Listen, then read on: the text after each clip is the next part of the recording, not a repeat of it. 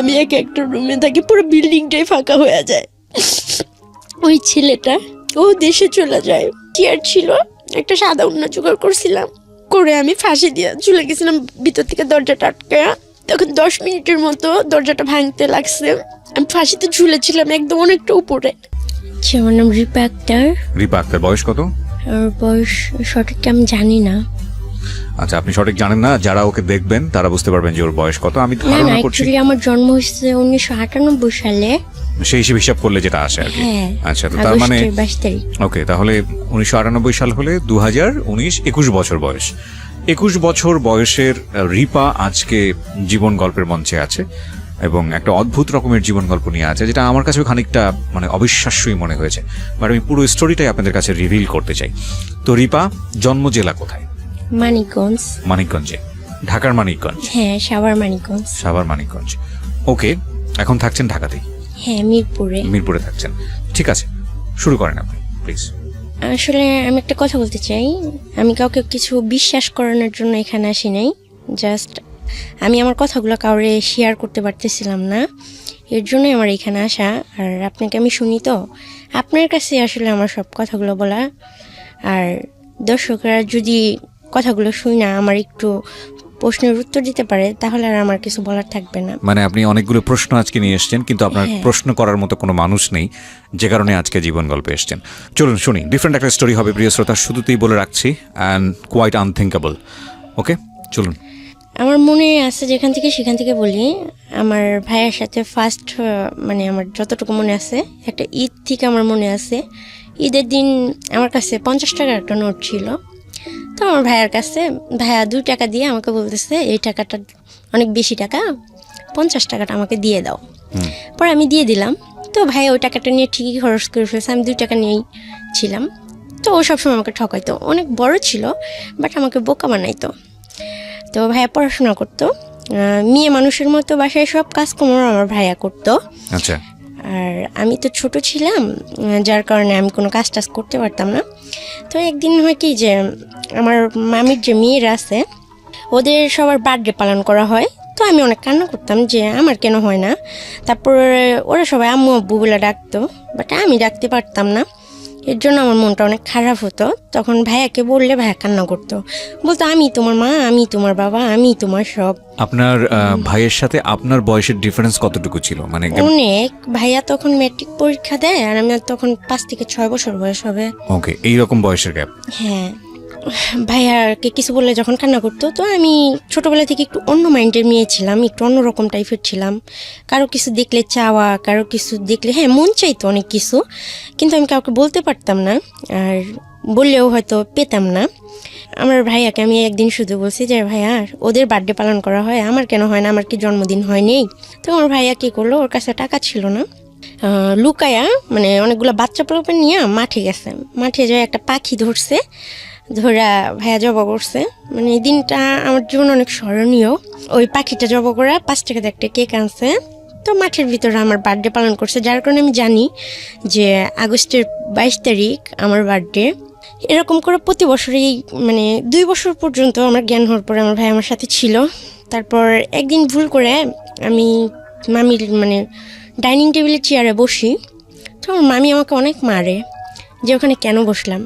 তারপর আমার ভাইয়াও আমাকে ওখানে মারে। পরবর্তীতে ভাইয়া করে কি ছাগল নিয়ে মাঠে যায়, তখন ভাইয়া মাঠে যায় আমাকে জড়াই ধরে অনেক কান্না করে যে আপু তোর অনেক লাগছে না, তুই রাগ করিস না, তুই বড় হ, আমি তোকে অনেক সুন্দর একটা বাড়ি করে দেবো, সেখানে অনেক চেয়ার টেবিল থাকবে, সেখানে তোকে কেউ মারবে না। আমি আর কিছু বলতাম না, আমি বুঝতাম যে কেমন যেন খারাপ লাগতো, বাট আমি কষ্ট জিনিসটা বুঝতাম না, আমার কান্নাও পাইতো না। এরকম করে ভাইয়া কোনো অন্যায় করলেই খুব মারতো আমার নানা নানি, আর মামিরা খুব বাজে বাজে কথা বলতো। দেখা যেত আমি গোসল করতে গেলে শ্যাম্পু নিয়ে নিতাম, তখন মামি অনেক বড় বড় কথা বলতো যে তোর বাবারই তো ঠিক নাই, তার মেয়ের আবার শ্যাম্পু লাগে নাকি, তো অনেক ধরনের কথা বলতো। তো এরকম করতে করতে একদিন শুক্রবারে আমার ভাইয়ের রেজাল্ট বের হয়েছে। ভাইয়া টিউশনি করতো মাঝে মাঝে, তো প্রতি সপ্তাহে অনেক বাচ্চাদের পড়াইতো। তো ওখান থেকেও দেখা যাচ্ছে আমার নানিকেই টাকা দিয়ে দিত, তারপর আমার জন্য হয়তো 2-10 টাকা হয়তো খরচ করতো এরকম। তো প্রতি বছর ঈদে মামারা জাকাত দান করতো, কুরবানি দিত। বাট আমাদের কারোর সামনে ফেস করতো না। তারা যখন ঘুরতে যাইতো আমাদের 2 ভাই বোনকে বাড়িতে রেখে বাইরে থেকে তালা মারে রেখে চলে যেত। সবাই মার্কেট করতো, অনেক দামি দামি পোশাক কিনতো। তো আমারও খুব ইচ্ছা করতো সেগুলো পরার জন্য। দেখা যেত মামিদের জুতোগুলো মোছার জন্য আমাকে দিত। তখন আমি কী করতাম, ছোট ছিলাম তো, পায়ে ঢুকায়া জুতাগুলো বসে থাকতাম যে আমি কবে পড়তে পারবো। তো আমার ভাইয়া মাঝে মাঝে এগুলো দেখতো, আর মামিরা কেউ দেখলে তো মারতো। তো আমি কম বেশি একটু দুষ্টু ছিলাম, তো মারটার খাইতাম। তার জন্য ভাইয়াও খুব রাগ করতো। ভাইয়া রাতে অনেক কষ্ট করে পড়াশোনা করতো। তো ভাইয়ার অত বড় মানে বইগুলা আমাকে দিয়ে লেখাইতো। তো না লিখলে কী করতো, মারতো। আমি বুঝতাম না, তবে আমি অনেক সুন্দর লিখতে পারি। আমার হাতে লেখা দেখলে হয়তো কেউ বিশ্বাসই করবে না যে আমি কখনো স্কুলেই যাইনি। তো আমার যখন স্কুলে যাওয়ার বয়স, তখন আমি স্কুলে যাইতে পারি না, সব বাচ্চারা স্কুলে যাইতো। তো ভাইয়া বলতো যে আমি তোকে অনেক পড়াশোনা করাবো। তো ভাইয়া যখন রেজাল্ট বের হয়, হঠাৎই একদিন মানে নানি ওকে মারে পিয়ারার জন্য। তো মারার পরে সারা রাত ভাইয়ার কথা বলেনি, শুয়েছিল। তারপরের দিন সকাল 12টার দিকে আমার ভাইয়া দেখি যে ফাঁসি দিছে ঘরের ভিতরে, নানির একটা কাপড় দিয়া। তো ফাঁসি দিছে, দরজাটা বাইরে থেকে লাগানো ছিল। তো আমি খেলতেছিলাম বাচ্চাদের সাথে, তো আমাকে সবাই বলতেছে তোমার ভাইয়া মারা গেছে। তো আমি তো আর বুঝি না যে মারা গেছে এটা কি জিনিস, যে আমার ভাই আর কখনো ফিরে আসবে না, আমাকে বকবেও না। আমার ভাইয়ার লাশটা নিচে নামানো হইলো। সেদিন ফার্স্ট আমি আমার বড় আন্টি দেখলাম। তো ওনার চেহারা, এখন আমি বড় হয়েছি, আমার সেম চেহারাই, বাট উনি একটু ফর্সা ছিল, আরও অনেক সুন্দরী ছিল। তো উনি অনেক কান্না করতেছিল। তারপর জানি না যে আমার ভাই আসলে কিভাবে মারা গেছে, তবে আমার ভাইয়া মানে মরে যাওয়া, আত্মহত্যা করার মতো ছিলই না, কেননা ভাইয়া তো জানতো যে ভাইয়া ছাড়া আমার আর কেউ নাই। তারপর ভাইয়া মানে পুলিশ আসলো, অনেক লোকজন হলো, আমাকে অনেক জিজ্ঞাসাবাদ করলো, বাট আমাকে কোনো কথা বলতে দেওয়া হলো না, আর আমি তো কিছু বুঝি না। তো ভাইয়াকে মাটি দিয়ে দিল পোস্টমর্টমের পরে। তো সবাই আমাকে নিয়ে আলোচনা করতে শুরু করলো যে ও তো কাজও করতে পারবে না, আর ও বড় হলে ওকে বিয়ে দিবে কে, আর এমনি তো কালো ভূতের মতো হয়েছে, আর ওর মুখ দেখাও তো পাপ, এরকম ধরনের কথা বলতো। তো আমি নানিকে জিজ্ঞেস করতেছি যে আমি তোমাকে নানি বলি কেন, আমার মা নাই কেন? পরে বলতেছে তোমার বাবা খুব খারাপ ছিল, তোমার মাকে খুব টর্চার করতো। তারপর কাজের মহিলাকে যখন তোমার জন্মের 2.5 মাস বয়স, তখন তোমার বাবা ওই মহিলাকে বিয়ে করে, তার কারণে তোমার মা সুইসাইড করেছে, তোমার মা নাই। তখন আমার আন্টি বলতেছে তুই যাবি তোর বাবার কাছে? তখন মামিরা অনেক রাব বিহেভ করে। তো আমি বলছি হ্যাঁ যাব। পরে কয়েক মাস রাখার পরে হঠাৎ করে আমাকে ঢাকা মিরপুর নিয়ে আসে একটা লোকের হাতে আমাকে উঠাই দেয়, বলে এটা তোমার বাবা। তো আমার বিশ্বাসই হচ্ছিল না যে লোকটা আমার বাবা। তো উনি আমাকে একটা নতুন জামা কিনে দেয়, ওই দিনকে আমার লাইফে ফার্স্ট আমাকে একটা নতুন জামা কিনে দেয়, আমাকে বেডে বসতে দেয়, তারপর আমাকে মাংস দিয়ে ভাত খেতে দেয়। তো উনি জুয়া খেলতো। তো ওনার যে ওয়াইফ মানে যে কাজের মহিলা ছিল, ওনার 2টা ছেলে বাচ্চা হয়েছে। তো উনি আমাকে বাসায় রেখে যখন বাইরে গেছে, ওনার ওয়াইফ ওনাকে মা বলতে পারবো না, আমি জানিও না যে উনি আমার মা কি না। বাচ্চারা ভিক্ষা করতেছে, ওই বাচ্চাদের সাথে আমাকেও পাঠাই দিছে, বলছে যা ওদের সাথে যা ভিক্ষা করবি যা। তখন আসলে আমি বুঝিও না যে এইগুলো কি, আর আমি বাচ্চাদের সাথে হাঁটতেছি, বাট আমি কিছু বলতেছি না। তখন ওই লোকটা যে বাবা বলছিল আমার, উনি আমাকে রাস্তায় যখন দেখে, উনি আমাকে অনেক মারতে বাসায় আনে যে তুমি এটা কেন করলা। তখন আমি তো কিছু বলতে পারতেছি না, আমি শুধু এটা বলছি উনি আমাকে পাঠাইছে।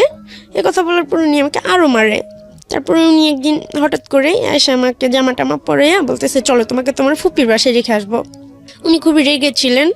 তখন মহিলাটা থাকতো 1 নম্বর গুদারাঘাটে 7তলা একটা ফ্ল্যাটে থাকতো, মহিলার সাথে আরও কয়েকটা বাচ্চা ছিল। তো উনি খুব সুন্দরী ছিল আর অনেক বড় লোকের ছিল। তো উনি আমাকে অনেক আদর টাদর করলো। বাবাকে বাবা বলে ডাকিনি, কিন্তু ওনাকে আমি ঠিকই আদর করছি, মানে আমাকে অনেক আদর করছি। আমি জ্বরে ধরছি আর বলছি আমাকে এত কষ্ট দিলা কেন, এতদিন কেন আমাকে আনো নাই তোমাদের কাছে। পরে ফুপি বলতেছে সমস্যা নেই মা, তোমার আর কষ্ট হবে না, তুমি কি চাও বলো, আমি তোমাকে তাই দেবো। তখন আমি বললাম ফুপু আমার খুব পড়াশোনা করতে ইচ্ছা করে, বাচ্চাদের মতো স্কুলে যেতে ইচ্ছা করে। বললো আচ্ছা ঠিক আছে, তোমাকে স্কুলে ভর্তি করে দেবো। তারপর আমি জানতাম না যে হয়তো ক্ষণিকের জন্য আমি এখানে আসি। পরে উনি আমাকে বললো যে আমি দেশে যাব তোমার ফুপুর বাসায়, তুমি যাবা আমাদের সাথে, তোমার বাবা অনেকদিন পরে আসবে, আর এমনিতে তো তোমার সৎ মা, তোমাকে কে দেখবে। পরে বললাম ঠিক আছে, তুমি যেখানে নিয়ে যাবে আমি যাব। তো ওই মহিলা আমাকে আরও কয়েকটা বাচ্চা, বড় 2টা আপু ছিল সাথে, নিয়ে টোটাল 7 জন মানুষ ছিলাম আমার ফুপু সহ। তো আমাকে কলকাতা বর্ডারের ওখানে নিয়ে যায়, ওটা হলো বনগাঁ বর্ডার। ওখানে নিয়ে যাওয়ার পরে যখন বনগাঁ বর্ডারে নৌকা করে পার হওয়ার পরে পুলিশে ধরার পরে বড় যারা ছিল তারা অনেকে চলে যায়, আমি আরও 2টা মেয়ে ছোট ছোট, ওরা পুলিশের কাছে আমরা দৌড়াও নাই আর ওনাদের সাথে যাইতেও পারি না। আমি ফুপু ফুপু বলে চিৎকার করতেছি, বাট উনি আমাকে নিয়ে যায়নি, উনি চলে গেছে। উনি যাওয়ার সময় বলতেছে, দেখো আমি তোমার ফুপু না, আমাকে মাফ করে দিও মা। My goodness. পরে বলতেছে, তোমার বাবা আমার কাছ থেকে 30,000 টাকা নিছে, আমার কিছু করার নেই, এটা আমার ব্যবসা, আমাকে মাফ করে দিও। আমি মানে অত বুঝি না আর আমি অত কষ্টও পাইনি সেই মুহূর্তে, মানে রাগও হয়নি, কিছুই হয়নি। আমি পুলিশকে বলতেছি আমাকে আমার নানার বাসায় দিয়ে আসেন। বলতেছি ঠিক আছে, তোমাকে দিয়ে আসা হবে, চলো তোমাকে এক জায়গায় থানায় নিয়ে যেতে হবে, থানায় নিয়ে গেলে তারপর তোমার অ্যাড্রেস বলবা, তোমার বাবা মা কে আছে তাকে ফোন করা হবে, তারা এসে তোমাকে পরের দিন নিয়ে যাবে। আজকে তো রাত হয়ে গেছে, আজকে তোমার এখানে থাকতেই হবে। ফার্স্টে আমাকে একটা হসপিটালে নিয়ে যায়, আমি বয়েস মেডিকেল করানোর জন্য পুলিশগুলা। তখন আমার বয়েস মেডিকেল করানো হয় খড়গপুর জিআরপি থানা, কলকাতা পশ্চিম মেদিনীপুরের ওখানে। আমাকে বললো তোমার ক্ষুধা লাগছে, কিছু খাবার? আমি বললাম যে হ্যাঁ আমি ভাত খাবো। বলতেছে এটা তো কলকাতা, ভাত পাওয়া যায় না, এখানে অন্য কিছু খাওয়া যায়। তো সেই মুহূর্তে আমাকে খিচুড়ি এনে দিল, আমি খুব আনন্দের সাথে খাইলাম। খাওয়ার পরে হসপিটাল থেকে আমাকে কলকাতা পশ্চিম মেদিনীপুর বিদ্যাসাগর বালিকা ভবন একটা অনাথ আশ্রম আছে, ওখানে সেফ কাস্টোডিও আছে। তো আমাকে অ্যাকচুয়ালি আসামি হিসেবে তারা দেখতেছে, বাট আমি সেই মুহূর্তে বুঝি নাই। তো সেখানে আমাকে নিয়ে যাওয়া হয়, নিয়ে অনেকগুলো বাচ্চাদের মাঝখানে আমাকে রেখে আসা হয়। ওখানে বড় ছোট, পঙ্গু, কারো হাত নাই কারো পা নাই, অনেক ধরনের মানুষ আছে। তো বেশিরভাগ মানুষগুলোই হিন্দিতে কথা বলে, আমি বুঝতাম না। তবে আমি এটা জানতাম যে হিন্দিতে কথা বলে কলকাতায়, কারণ বাসায় টিভি চলতো, আমার মামিরা হিন্দি সিরিয়াল দেখতো, এই জন্য আমি জানি যে এটা কলকাতা। ওখানে প্রথমে আমাকে কেউ সহ্য করতে পারতেছিল না, আর আমাকে পরের দিন সকালবেলা পুলিশ বললো দিয়ে আসবে বাড়িতে, দিয়েও আর আসলো না। তখন আমাকে 1 প্লেট ভাত এনে দিছে শুকনো মরিচ দিয়া, তো আমি ভাত খাইনি। তারপর আমি অনেক চিল্লাচিল্লি করতেছি, অনেক কান্নাকাটি করতেছি, বাট আমার কান্না শোনার মতো কেউ নেই। তখন কয়েকটা মেয়ে আইসা, আরও 2টা বাংলাদেশের মেয়ে ছিল ওখানে, ছোট ছোট, ওরা আমারও ছোট ছিল। তখন আইসা বলতেছে, আপু কান্না করো না, এখানে কান্না করে কোনো লাভ নেই, তোমার কান্না কেউ শুনবে না, আল্লাহ যা ভাগ্যে রাখছে তাই হবে। আর ওখানে সবাই হিন্দু, 200 বাচ্চা ছিল, 200-র মধ্যে আমি একজন হয়ে গেলাম। তার মধ্যে 4টা মানুষ ছিল মুসলিম আর বাকি সবাই ছিল হিন্দু। ওখানে একটু আজানের শব্দ শোনা যেত না, মুসলিমদের কথা মানে সব একটু অন্যরকম করতো, এই হস্তে মিশবি না, এটা করবি না, ওটা করবি না, খুব খারাপ ব্যবহার করতো। এরকম করতে করতে 1 মাস হয়ে যায়। প্রতিদিন সকালবেলা প্রার্থনায় দাঁড় করাতো আমাদের, আমি প্রার্থনায় দাঁড়ায় সূরা ফাতিহা পড়তাম। আমি কখনোই ওদের দোয়া পাঠ করতাম না, পূজা করতাম না, নমস্কার করতাম না, আমাকে অনেক মারতো, কিন্তু তারপর আমি আল্লাহরই ডাকতাম। মরে যাওয়ার ইচ্ছা ছিল, কেননা বন্দি একটা জীবন। তারপর সবাই রাবিব করে, ভাইয়াকে দেখতে পেতাম না, ভাইয়ার কথা খুব মনে পড়তো, ডাকলে পাইতাম না। আস্তে আস্তে আমাকে একদিন কি করছে, আমি লুকায়া গেছি মানে মন্দির ঘরটায়, পরে একটা চেয়ার ছিল, একটা সাদা উন্না জোগাড় করছিলাম, করে আমি ফাঁসি দিয়ে ঝুলে গেছিলাম ভিতর থেকে দরজাটা আটকে। তখন 10 মিনিটের মতো দরজাটা ভাঙতে লাগছে, আমি ফাঁসিতে ঝুলেছিলাম একদম অনেকটা উপরে। আমার জীবনটা এত নিকৃষ্ট যে একদমই অবিশ্বাস্য যে আমি 10 মিনিটের মতো ফাঁসিতে ঝুলেছিলাম। আমার হাত পা সব অবশ হয়ে গেছিল, আমার চোখ দিয়ে ব্লিডিং শুরু হয়ে গেছিল, ব্লাডগুলো জমাট হয়ে গেছিল। তো সবাই ভাবছিল আমি মারা গেছি, পোস্টমর্টমের জন্য নিয়ে যাওয়া হয়, কিন্তু তখন আমি জীবিত আছি। যখন ওখানে যাওয়ার পরে আমাকে যে মানে লাশ কাটে, সে বলতেছে যে মেয়েটা তো এখনো জীবিত আছে। তো উনি আবার আমাকে হসপিটালে পাঠায়, কিন্তু আমার চোখগুলো দেখে সবাই ভয় পায়, আর সবাই বলে এই রিস্ক আমরা নিতে পারবো না, ওকে জেলখানায় দিয়ে দেন। তখন বলতেছে এতটুকু মেয়েকে তো জেলখানায় দেওয়া যাবে না। পরে খ্রিস্টান কিছু মহিলা ছিল সাদা শাড়ি পরে, ওই মহিলাগুলো আমাকে নিয়ে যায়, ওনারা আমাকে খুব আদর করে, পুতুল কিনে দেয়, তারপরে আমার সাথে গল্প করে, আমাকে জিজ্ঞেস করে আমি এটা কেন করলাম। প্রিয় শ্রোতা, আপনারা শুনছেন প্রাণ মিস্টার ম্যাঙ্গো ক্যান্ডি প্রেজেন্স জীবন গল্প। জীবন গল্পের অতিথির গল্পে আবারও ফিরবো, তার আগে আপনাদেরকে মনে করিয়ে দিচ্ছি, সিচুয়েশন যখন খুব কড়া, মন বসে না কোনো কাজে, তখন মন ঠিক করতে মুখ দিতে পারেন কাঁচা আমের স্বাদে Pran mister mango candy, good mood guaranteed. আমরা ফিরে যাচ্ছি আমাদের অতিথির গল্পে। জি। তো তারপর ওনাদেরকে আমি বললাম যে আমি তো বাংলাদেশের মেয়ে, আমি বাংলাদেশে ফিরে যেতে চাই, আর আমি তো ইচ্ছে করে আসিনি। আর পুলিশ তো মানুষকে সাহায্য করে, তাহলে আমাকে কেন শাস্তি দিতেছে, আমাকে কেন একটা ঘরে বন্দি করে রাখতেছে? আমি কি অন্যায় করছি, আমি কি খুন করছি? তাহলে আমাকে ফাঁসির অর্ডার দিয়ে দেন, আমি এই জীবন চাই না। বাচ্চাদের সবাইদের খেলতে দিত, বাট আমি বাংলাদেশের মেয়ে, তাই আমাকে বাইরে ছাড়তো না। যদি আমি পালাইয়া যাই, পালাবো যে সেই চিন্তাধারা বা সেই শক্তি সাহস তখন আমার মধ্যে ছিল না, বা আমি কখনো ভাবতেই পারি না যে আমি পালাই কোথায় যাব, কিভাবে যাব, আমার কাছে তো টাকা নাই। এরকম করতে করতে আরও কয়েক মাস কাটা যায়। অনেক কথা বলে আমার সাথে, রাইতে ঘুমায়, বাথরুমে গেলে আমার সাথে যায়, ওইখানে মেয়েগুলোর সাথে আমার বন্ধুত্ব হয়ে যায়। তখন একটা মেয়ের আমি বলতেছি, ও নেপালি, ওর নাম হচ্ছে শ্রাবণী। আমি বলতেছি, আচ্ছা কীভাবে মরা যায় রে বলতো, আমার এই জীবনটা ভালো লাগে না। ও বলতেছে, দোস্ত তুই হাতের রক্তটা কেটে দিবি, দেখবি তোর অটোমেটিক মৃত্যু হয়ে যাবে। তো আমি কি করি, আমার মানে ফার্স্ট ব্লেড দিয়ে আমি হাতে কাটি। তো প্রথমে খুব আমার ভয় লাগে, ব্লেডটা হাতে নেওয়ার পর আমার পুরো শরীরটাই কাঁপে। যখন আমি আমার পিসের কথাগুলা, ব্লেডটা পান কোথায় আপনি? ওখানেই ছিল, মানে বড় মেয়েরা ইউজ করতো, Okay. বাথরুম থেকে আমি নিয়েছিলাম। আর আমার চিন্তাই ছিল যে আমি কীভাবে আত্মহত্যা করব, কীভাবে আমি নিজের জীবনটাকে শেষ করবো, আমি ভাইয়ের কাছে চলে যাব। কেন এত কষ্ট, মানে আমার আর ভালো লাগে না। ভাইয়াকে দেখতে পাইতাম না, তো ভাই আর আসতো না। তখন তো কথা আপনার বলতে অনেক অনেক ছোট না, 5-6 বছর বয়স বোধ হয়? হ্যাঁ, 6 বছর বয়স আমার। 6 বছর, ওকে। আমি রাতের বেলায়, অনেক রাতে, যখন রাত 12টা-1টা বাজে, তো আমি বেডের নিচে ঢুকে ফার্স্ট একটা টান দিছি। তো আমার খুব ব্যথা করতেছে, আর পারতেছি না, আমি চিৎকার করতেছি, কান্না করতেছি। তারপর কি করছি, আমার পিছনের যে কথাগুলো আমি মনে করতেছি, তো সব কিছু মনে যখন আমি করতেছি, তখন আমি হাতের রক কাটার জন্য আমি ইচ্ছা মতো আমার হাতটা কাটি। কাটতে কাটতে একটা পর্যায়ে আমার হাতের রকটাই কাটা যায়। কাটা যাওয়ার পরে আমি কাগজে লিখি, ওইখানে বাচ্চারা পড়াশোনা করতো, যে আমার মৃত্যুর জন্য কেউ দায়ী না, আমাকে সবাই মাফ করে দেবেন, আমার এরকম বন্দি জীবন ভালো লাগে না, আমি পড়াশোনা করতে চাই, কিন্তু আমাকে কেউ আদরও করে না, কেউ ভালোবাসে না, এর জন্য আমি আমার জীবনটা চাই না, আর আমার কেউ নাই, আমার একার জীবন চাই না। তো আমি এটা কাগজে লিখা, আমি ছোটোবেলা থেকেই, মানে ভাইয়া পড়তো, তো ভাইয়া আমাকে পড়াইতো, ওই আমার ভাইয়া আমাকে যতটুকু শিক্ষা দিছে অতটুকুই, এর বাইরে আমি কখনো স্কুলে যাইতে পারি নাই, যাওয়ার সুযোগ পাইনি। এভাবে আমার সারা রাত হাতে রক্ত ঝরে। পরে সকালবেলা হলো আমাকে হসপিটালে নেওয়া হয়। তো আমি খুবই ছোট ছিলাম, তখন মিডিয়া ফ্লাস হয়, তখন সাংবাদিক আসে আমার সামনে যে আমি কেন এগুলো করছি, বা এর আগেও আমি সুইসাইড করতে চাইছি কেন। তখন আমি সাংবাদিককে বললাম যে আমি জজের কাছে যাইতে চাই, আমি কোর্টে যাইতে চাই, আমি জজকে কিছু কথা বলতে চাই, সে যদি আমার কথাগুলো বলে আমাকে আমার চাওয়াগুলো পূরণ করতে পারে, তাহলে আমি এই ধরনের কিছু করব না।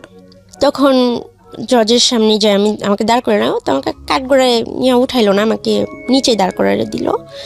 তখন আমি জজকে বললাম যে, জজ সাহেব, আপনি কি জীবনে কখনো ভুল করছেন, বা আপনি বুকে হাত দিয়ে বলেন তো আপনি কখনো ভুল করেন নাই।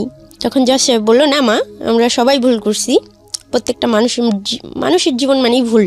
তখন আমি বললাম, তাহলে আমি কি ভুল করছি? তখন 1 বছর মতো হয়ে গেছে, 1-2 বছরের মতো হয়ে গেছে কলকাতায়। আচ্ছা।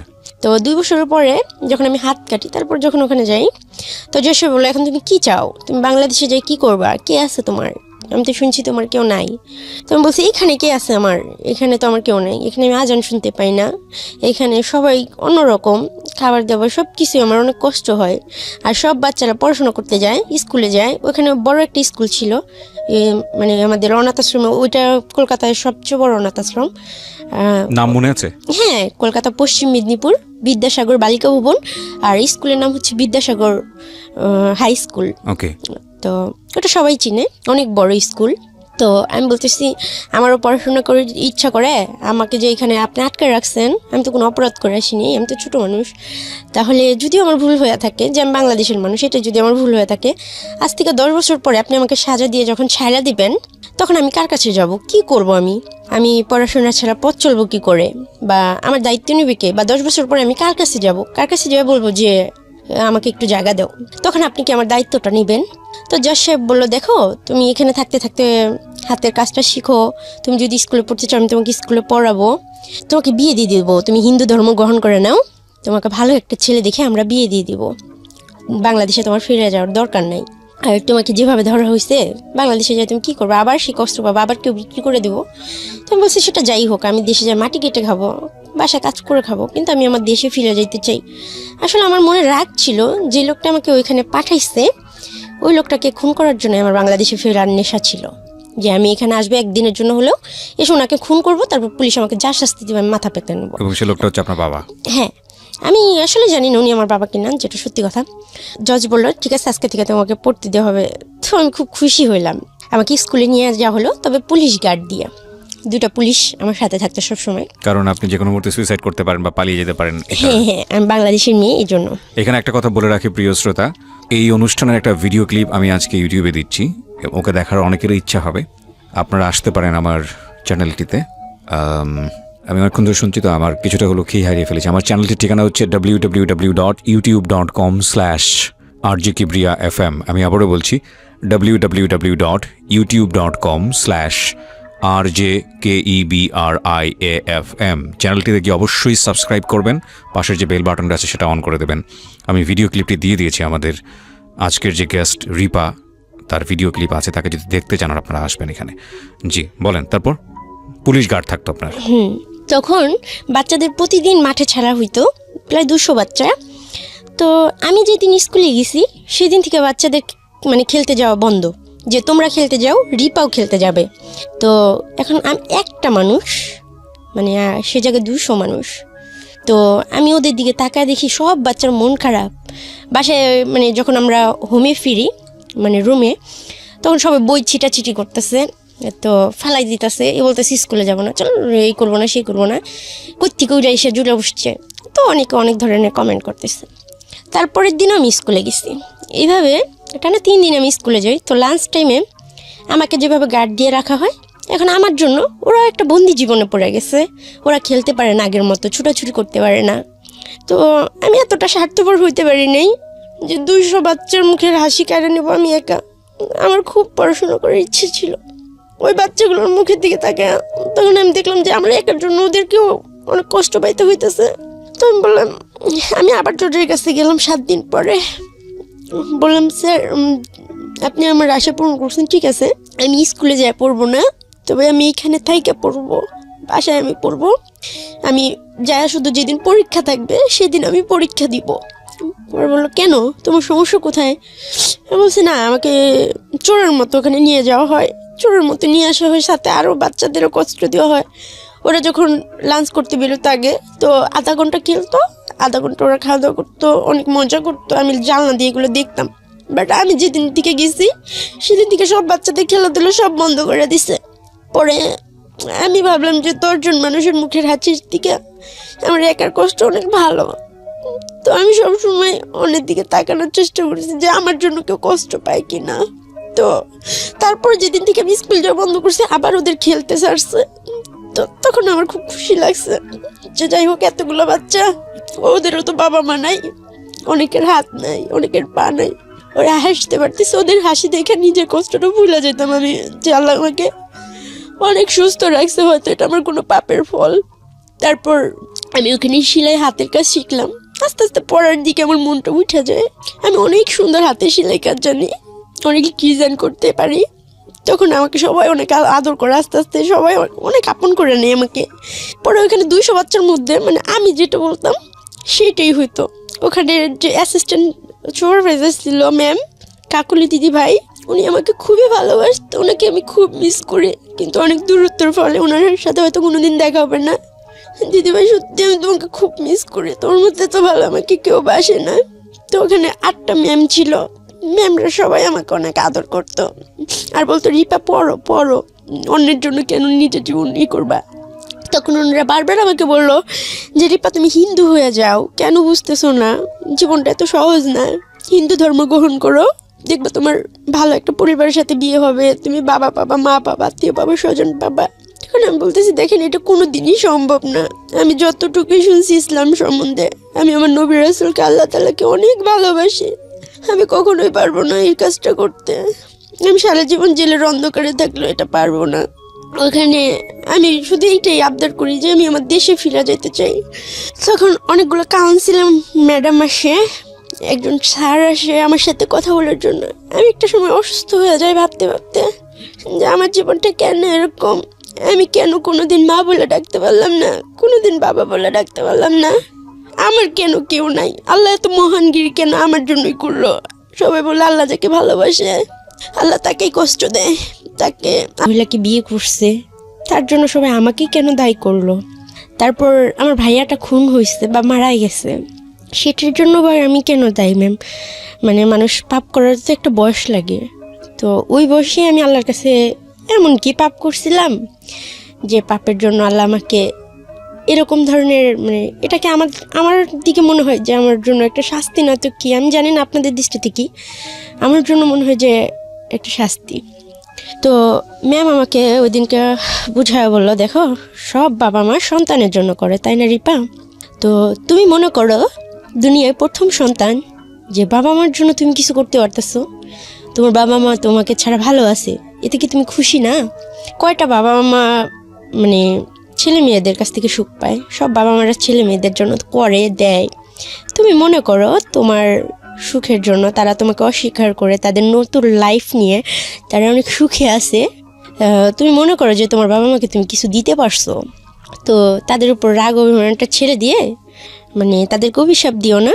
তুমি মনে করো তোমার বাবা মাকে অনেক কিছু দিছো, তুমি যেটা তোমাকে দেওয়ার কথা ছিল, মার যেটা করার উচিত ছিল, সেটা তুমি মনে করো তোমার মা তোমার মেয়ে, সেটা মনে করো তুমি কষ্ট পাও না।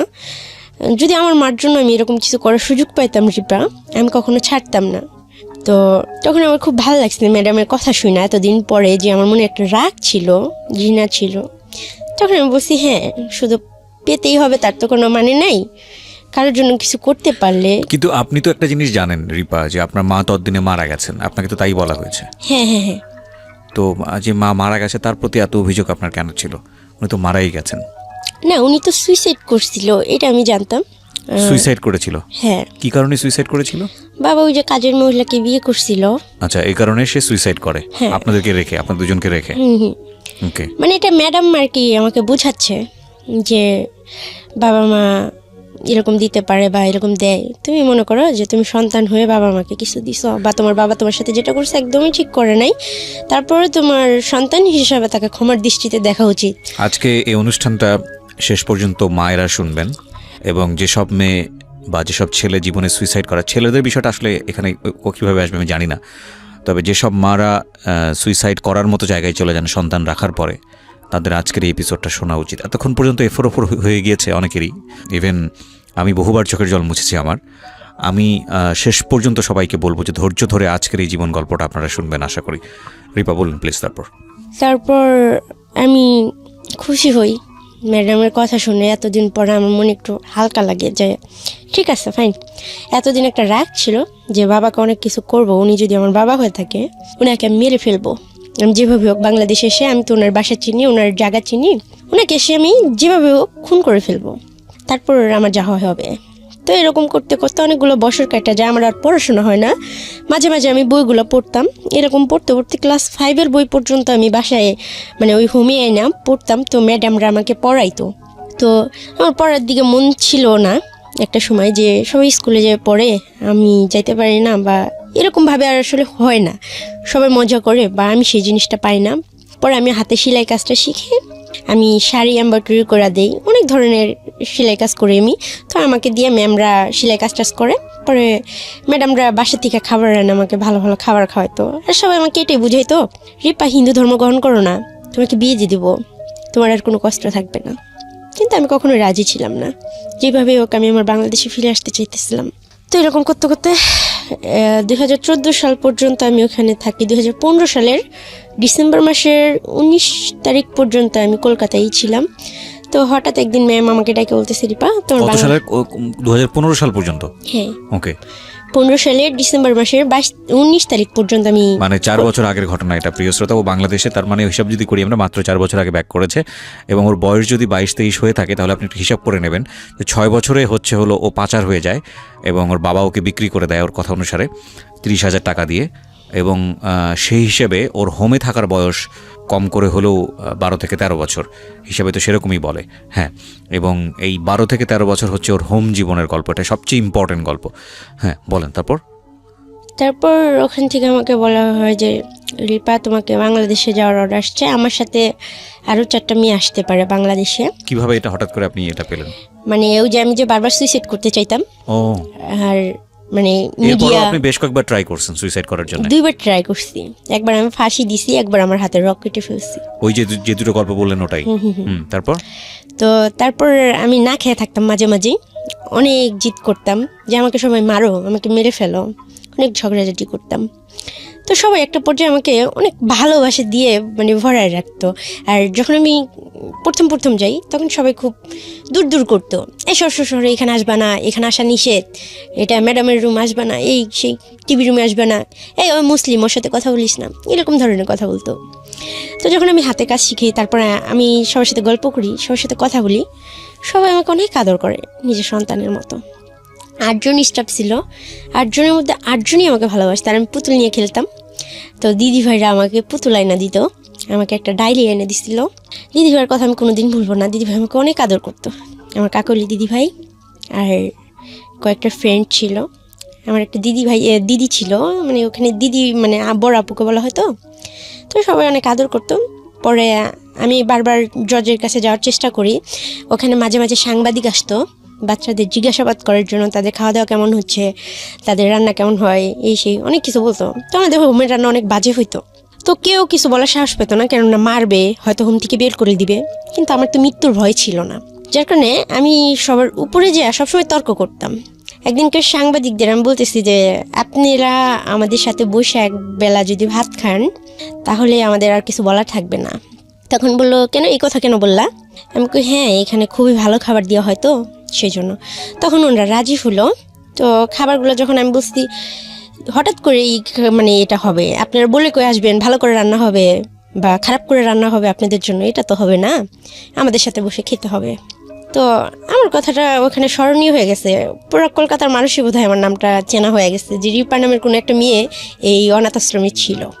ওই মিডিয়ার লোকজন আসে আমাদের খাবারগুলো দেখে, তারা কেউ খাইতে পারে না। তারপরে ওখানে ক্যামেরা লাগানোর ব্যবস্থা হয় ভিতরে হল রুমে, ডাইনিং রুমে। তারপর রান্নার জন্য ওখানে বাচ্চারা রান্না করতাম আমরা সবাই মিলে, 200 মেয়ের রান্না, 7 জন করে রান্না করতাম, ফ্লোর মুছতাম, তারপরে অনেক কিছু করতাম। তো তারপর বা হয়তো অনেক কিছু মেপে টেপে দেওয়া হতো বা খাবার টাবার অনেক বাজে হতো। পরে ওই ক্যামেরা লাগানোর ব্যবস্থা হলো, রান্নার জন্য কুক দেওয়া হলো। সেটা কিন্তু আমি বলবো না আমার জন্য, বাট আমি চেষ্টা করছি, কেননা আমার মায়ের খাওয়ারও ভয় ছিল না, মৃত্যুরও ভয় ছিল না, বা আমাকে বের করে দিবে, আমি তো চাই আমাকে বের করে দিক, যার কারণে এই কথাগুলো বলার সাহস আমি পাইতাম। তারপর আস্তে আস্তে আমাদের ওখানে সব কিছু ভালো পরিবেশ হয়ে যায়, আর আমার সাথেও সবার সাথে ভালো একটা বন্ডিং হয়ে যায়। আর বাচ্চারাও আস্তে আস্তে আমাকে অনেক ভালোবাসতে শুরু করে। একটা সময় ওরা আমাকে ভালোবাসতো না, তো মিশতো না কেউ আমার সাথে। তারপরে বাইরে খেলতে যাওয়ার বিষয়টা, বাইরে ঘুরতে যাওয়ার বিষয়টা, সব কিছু আমি মিডিয়ার সামনে সবসময় ফেস করতাম, যেটা ইচ্ছা করতো। টিভি দেখতে দিতেও 1 ঘন্টা প্রতি সপ্তাহে একদিন। তখন আমি যখন লোকজন আসতো বাইরে থেকে, তো আমি সবসময় আগে আগে কথা বলতাম যে এরকম জেলখানার মতো জীবন আমাদের কেন দেওয়া হয়েছে, আমরা কি আসামি, আমরা কি খুন করে আসছি, সে বলতাম। তো বলতো যে কি কি সমস্যা, আমাকে বারবার মানে কয়েকবার না হলেও 8-10 বার কোর্টে নিয়ে যাওয়া হয়েছে আমার ইচ্ছাগুলো শোনার জন্য, বা আমি সুইসাইড করতে চাই। ওখানে বাচ্চাদের অনেক মূল্যায়ন করা হয়, একটা বাচ্চা যদি মারা যায় তাহলে কর্তৃপক্ষ দায়ী। তারপরে আর ওই হোমটা সত্যি যারা জানেন, যারা শুনছেন, তারা বুঝতে পারবেন যে ওই হোমটা আসলে কীরকম। আর বিদ্যাসাগরের নাম করাই আমাদেরকে টিভি দেখে প্রতিদিনই দেখতে দেওয়া হলো, খাবার দাবার ভালো ব্যবস্থা হলো। এরকম করতে করতে দেখতেছে যে ম্যামরা দেখতেছে যে রিপা যা শুরু করছে, মানে পুরো হোমটাকে আমি চেঞ্জ করে দিছিলাম। সেটা শুধু আমার মৃত্যুর ভয় ছিল না, মায়ের খাওয়ার ভয় ছিল না, সেজন্য আমি পারছিলাম। তো আমার জন্য একটা সময় বাচ্চারা অনেক স্বাধীনতা পাইছে, ওরা নাচের প্রোগ্রাম করতে, এই করতো সে করতো, কিন্তু আমি যাইতে পারতাম না ওদের সাথে। তারপর ওরা খুশি হয়ে যখন ফিরে আসতো, সবাই আমার জন্য অনেক গিফট নিয়ে আসতো, আমাকে সবাই খুব ভালোবাসতো, দিদি ভাইরাও খুব ভালোবাসতো। তারপর আস্তে আস্তে হোমের পরিবেশটা চেঞ্জ হয়। আর আমার এসব জন্য থাকতে থাকতে হঠাৎ আমার মন মেজাজ খারাপ হয়ে যেত। যতই ভালো থাকি না কেন, যতই টিভি দেখি না কেন, যাই করি না কেন, আমার বাংলাদেশে আসার জন্য খুব মন খারাপ হতো, মন চাইতো যে আমি মরে যাই। আমি আবারও ট্রাই করছি যে আমি খাওয়া দাওয়া ছেড়ে দিচ্ছি, যে আমি যেভাবে হোক আমি বাংলাদেশে যাব। আর 2014 সালে যদি আমি বাংলাদেশে না যেতে পারি, আমি যেভাবেই হোক মারা যাব। ছাদে ওঠার মতো কোনো চান্স ছিল না, ওটা ছিল 3 তলা, যে আমি ছাদে থেকে লাফ দেবো, আমার এরকম চিন্তা ছিল। বা কীভাবে মরা যায়, আমি কীভাবে মরবো, তো অনেক নিজে অনেক কষ্ট দিতাম। তো এরকম করতে করতে নতুন ম্যাম আসলো, সে বললো যে না, ওকে 18 হয়ে গেছে, 18 হলে ওকে জেলে পাঠাই দেওয়া হবে, ও অনেক মানসিকভাবে মানে সুস্থ না। তখন আমি বললাম ঠিক আছে আমাকে জেলে দিয়ে দেন, এমনভাবে একটা মামলা দিয়ে দেন যাতে আমাকে ফাঁসির অর্ডার দিয়ে দেয়, কারণ আমি চাই না এই পৃথিবীতে আর থাকতে, এত সুন্দর আল্লাহর দুনিয়া আমি থাকতে আর চাই না। তখন ম্যাম বলতেছে জেলখানা খুবই খারাপ, সেখানে তোমার সাথে কি করা হবে তুমি কি জানো? জানো না, সেখানে কয়েদিরা তোমার সাথে শারীরিক সম্পর্ক করবে, এই করবে সেই করবে, মারবে, অনেক কষ্ট দিবে, এইটা তো ভালো জায়গা, ভালো লাগে না তোমার, তাই না? আর নাহলে তোমাকে বৃদ্ধাশ্রমে পাঠাই দেওয়া হবে, এরকম ধরনের কথা আমাকে বলে যে তোমার বয়স 18 হয়ে গেছে, এখানে তো আর রাখা যাবে না, তোমাকে বৃদ্ধাশ্রমে পাঠাই দেওয়া হবে। আমি বলতেছি এই সমস্যা নেই, আমি যদি বাংলাদেশে এই হোম থেকে না যেতে পারি আমার লাস্টটাই যাবে, সেটা যেভাবেই হোক। পরে আমাকে হঠাৎই ওই ম্যাম ডাকলো সকালবেলা, আমার সাথে আরও 4টা যে মেয়ে ছিল, সবারই বাংলাদেশের সরকারের সাথে একটা ডিমান্ড হয়, আর আমি আমার নানার বাড়ির যে অ্যাড্রেসটা সেটা আমি ফুললি একটা কাগজে লিখে দিই। খুবই ক্ষুদ্র ক্ষুদ্র জায়গাগুলো, কত টাকা রিক্সা ভাড়া লাগবে, কি লাগবে, সব কিছু যতটুকু আমার মনে থাকে, পাশে কয়টা দোকান আছে, মসজিদ আছে, ঘর আছে, আমার মামার নাম কি, নানার নাম কি, সব কিছু আমি লিখে দিই একটা কি ছিল কাগজে। আপনার পরিচয় অ্যাড্রেসটাকে আমি নিজেও জানতে চাই একটু। থানা জেলা মানিকগঞ্জ, পোস্ট গড়পাড়া, গ্রাম বাঙ্গালা। আমার নাম, নানার নাম হচ্ছে, মানে ওনাদের নাম আমি বলতে চাই না। ঠিক আছে, ওকে ফাইন, ওকে আমি আসলে ইন্সপায়ার, যদি আপনি না জান তাহলে আমি আসলে ইন্সপায়ার করছি না। ওকে ফাইন, বলুন তারপর। তো কেননা ওনাদের কেউ আজকে হয়তো ওই জায়গার মানুষও কেউ শুনবে, তখন বলবে যে ওনারা এরকম হইতে পারে, কেউ আমার আপনজনদেরকে আমি বলবো ঠিক আছে, অন্য কেউ অসম্মান করবে, সেটা আমি চাইবো না। তাদের অসম্মান করার জন্য আমি গল্পটা বলা না, আমার গল্পটা বলা হচ্ছে আমার বুকটা ব্যথায় ভরে আছে, আমার খুব কষ্ট হয়, এইসব কথাগুলো নিয়ে আমি আর চলতে পারতেছি না, আমার নিজের অনেক অপরাধ বোধ মনে হয়, এর জন্য আমার কথাগুলো বলা। তো আমাদের বাংলাদেশে আসার ব্যবস্থা হয়, তো সুপার ম্যাম আমাদের নিজে বাংলাদেশের বর্ডারে দিয়ে যায়, পুলিশের হাতে হ্যান্ড ওভার করায়। তো 2015 সালে তারিখ মনে আছে? হ্যাঁ, 2015 সালে ডিসেম্বরের 19 তারিখ। 19 তারিখ। তারপর ওইখানে একটা মেয়েদের হোমে আইনে আমাকে রাখা হয়। আমার নানাকে ফোন দিয়ে বলা হয়, সে আমাকে নিতে চায় না, তাকে বলা হয় যে রিপাকে যে রিসিভ করবে, গার্জিয়ান হিসেবে যে নিবে, তাকে 50,000 টাকা দেওয়া হবে। তখন আমার নানা পরের দিন চলে আসে নাম্বার নিয়ে। তো সরকারিভাবে ওখানে যে সেলাই কাজটা আমি করতাম। টাকা কি দেওয়া হয়েছিল নাকি জাস্ট এই না মিথ্যা না, কথা? সত্যি দেওয়া হয়েছিল। আপনার নানাকে 50,000 টাকা দেওয়া হয়েছে? হ্যাঁ। এটা কে দিয়েছে, বাংলাদেশ গভর্নমেন্ট না ইন্ডিয়া? ইন্ডিয়ান গভর্নমেন্ট, মানে ওই দেশের 25,000 না কত হাজার টাকা, মানে আমাদের ওখানে প্রত্যেকটা বাচ্চার একটা ইয়া হতো, মানে কিছু টাকা জমা হতো যারা সেলাই কাজ করতো। ও ওকে। তাছাড়াও মানে বাচ্চাদের জন্য একটা ভবিষ্যৎ চিন্তা করে যখন একটা বাচ্চা বের হয় 18 বছর পূর্ণ হওয়ার পরে, তখন ওই অ্যামাউন্টটা তাকে দিয়ে দেওয়া হয়, ওই টাকাটা দিয়ে দেওয়া হয়। তো আর আমাকে তো সবাই করতো, আর আমি অনেক কাজ করতাম, অনেক সেলাই কাজ টাজ করতাম। কি কি ধরনের সেলাই কাজ পারেন আপনি? আমি হাতের এমব্রয়ডারি সেলাই কাজ পারি, যেগুলো সত্যি খুব সুন্দর। আমার নিজেরই মনে হয় যে আমি যে ভালো একটা কাজ করতে পারি। আমি মেশিন চালাইতে পারি। তো আমি যে একটা চাদর, অনেক বড় বিছনা চাদর এমব্রয়ডারি করে দিছি একটা ম্যামকে, তারপরে একটা শাড়ি, পাঞ্জাবি, রুমাল, অনেক আইটেমের। ওকে ঠিক আছে। তো আপনার নানা আপনাকে রিসিভ করতে যায়, তারপর? হ্যাঁ, একটা ছেলেকে, এলাকার একটা ছেলেকে নিয়ে আসলো রিসিভ করতে। তো আমি খুব খুশি ছিলাম। আমাকে যখন আমার ওই যে বাবা যে লোকটা, ওনাকে পুলিশ নিয়ে আসে, তো আমাকে বলে রিপা মামলা করে দাও ওনার নামে। ওই দিনই পুলিশ নিয়ে আসে? না, তারপরের দিন আচ্ছা। বলে ওনার নামে মামলা করে দাও। তো ওনার সাথে ওনার মা আসে, আমার দাদি হয়ে সম্পর্কে যতটুকু, ওই মুহূর্ত পর্যন্ত আর কি। তো উনি আমার সাথে খুব চিল্লাচিল্লি করতেছে, তুমি একটা ডাইনি নিয়ে, আমার মানে বংশ পরিচয় আছে, তোমার জন্য আমার ছেলেকে শেষ পর্যন্ত থানায় আসতে হলো।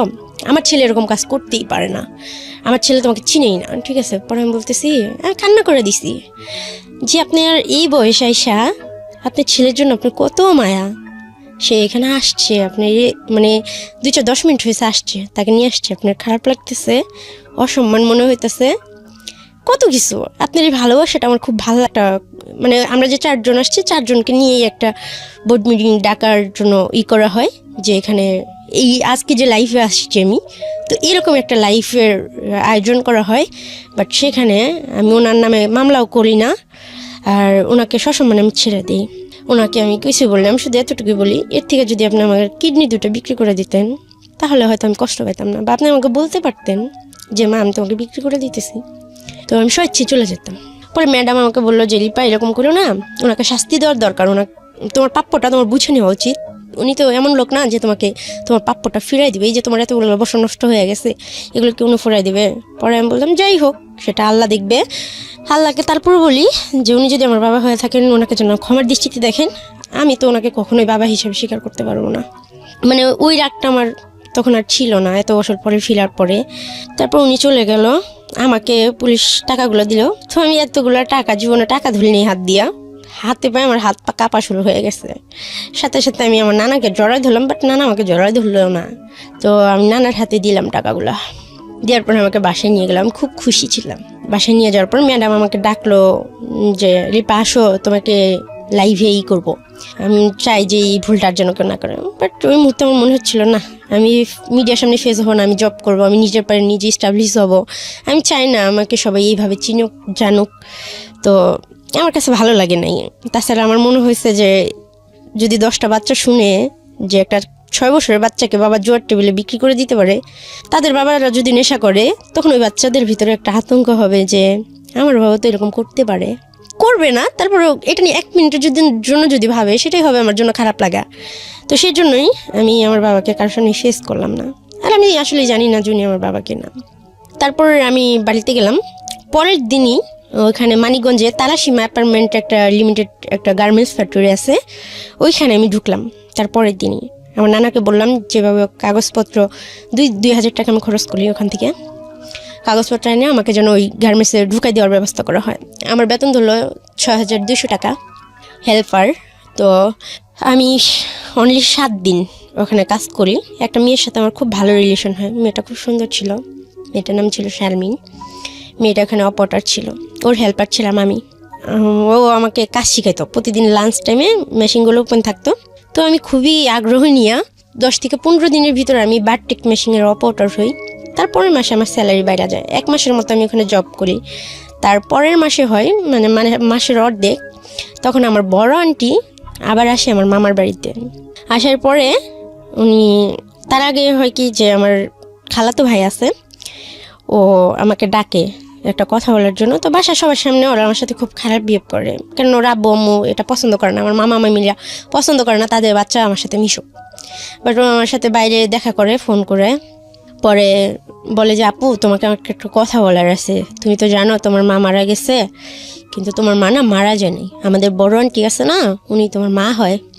তুমি যখন হারাই গেছিলা, খোঁজখবর ছিল না, তখন উনি অনেক কান্না করছে। উনি বলছে যে আমার ছেলেটাও মরে গেল অকালে, আমার মেয়েটাও এইভাবে হারাই গেল তোমাদের জন্য, আমার মেয়েটাকে দেখে রাখতে পারলা না, এইভাবে কান্না করছে।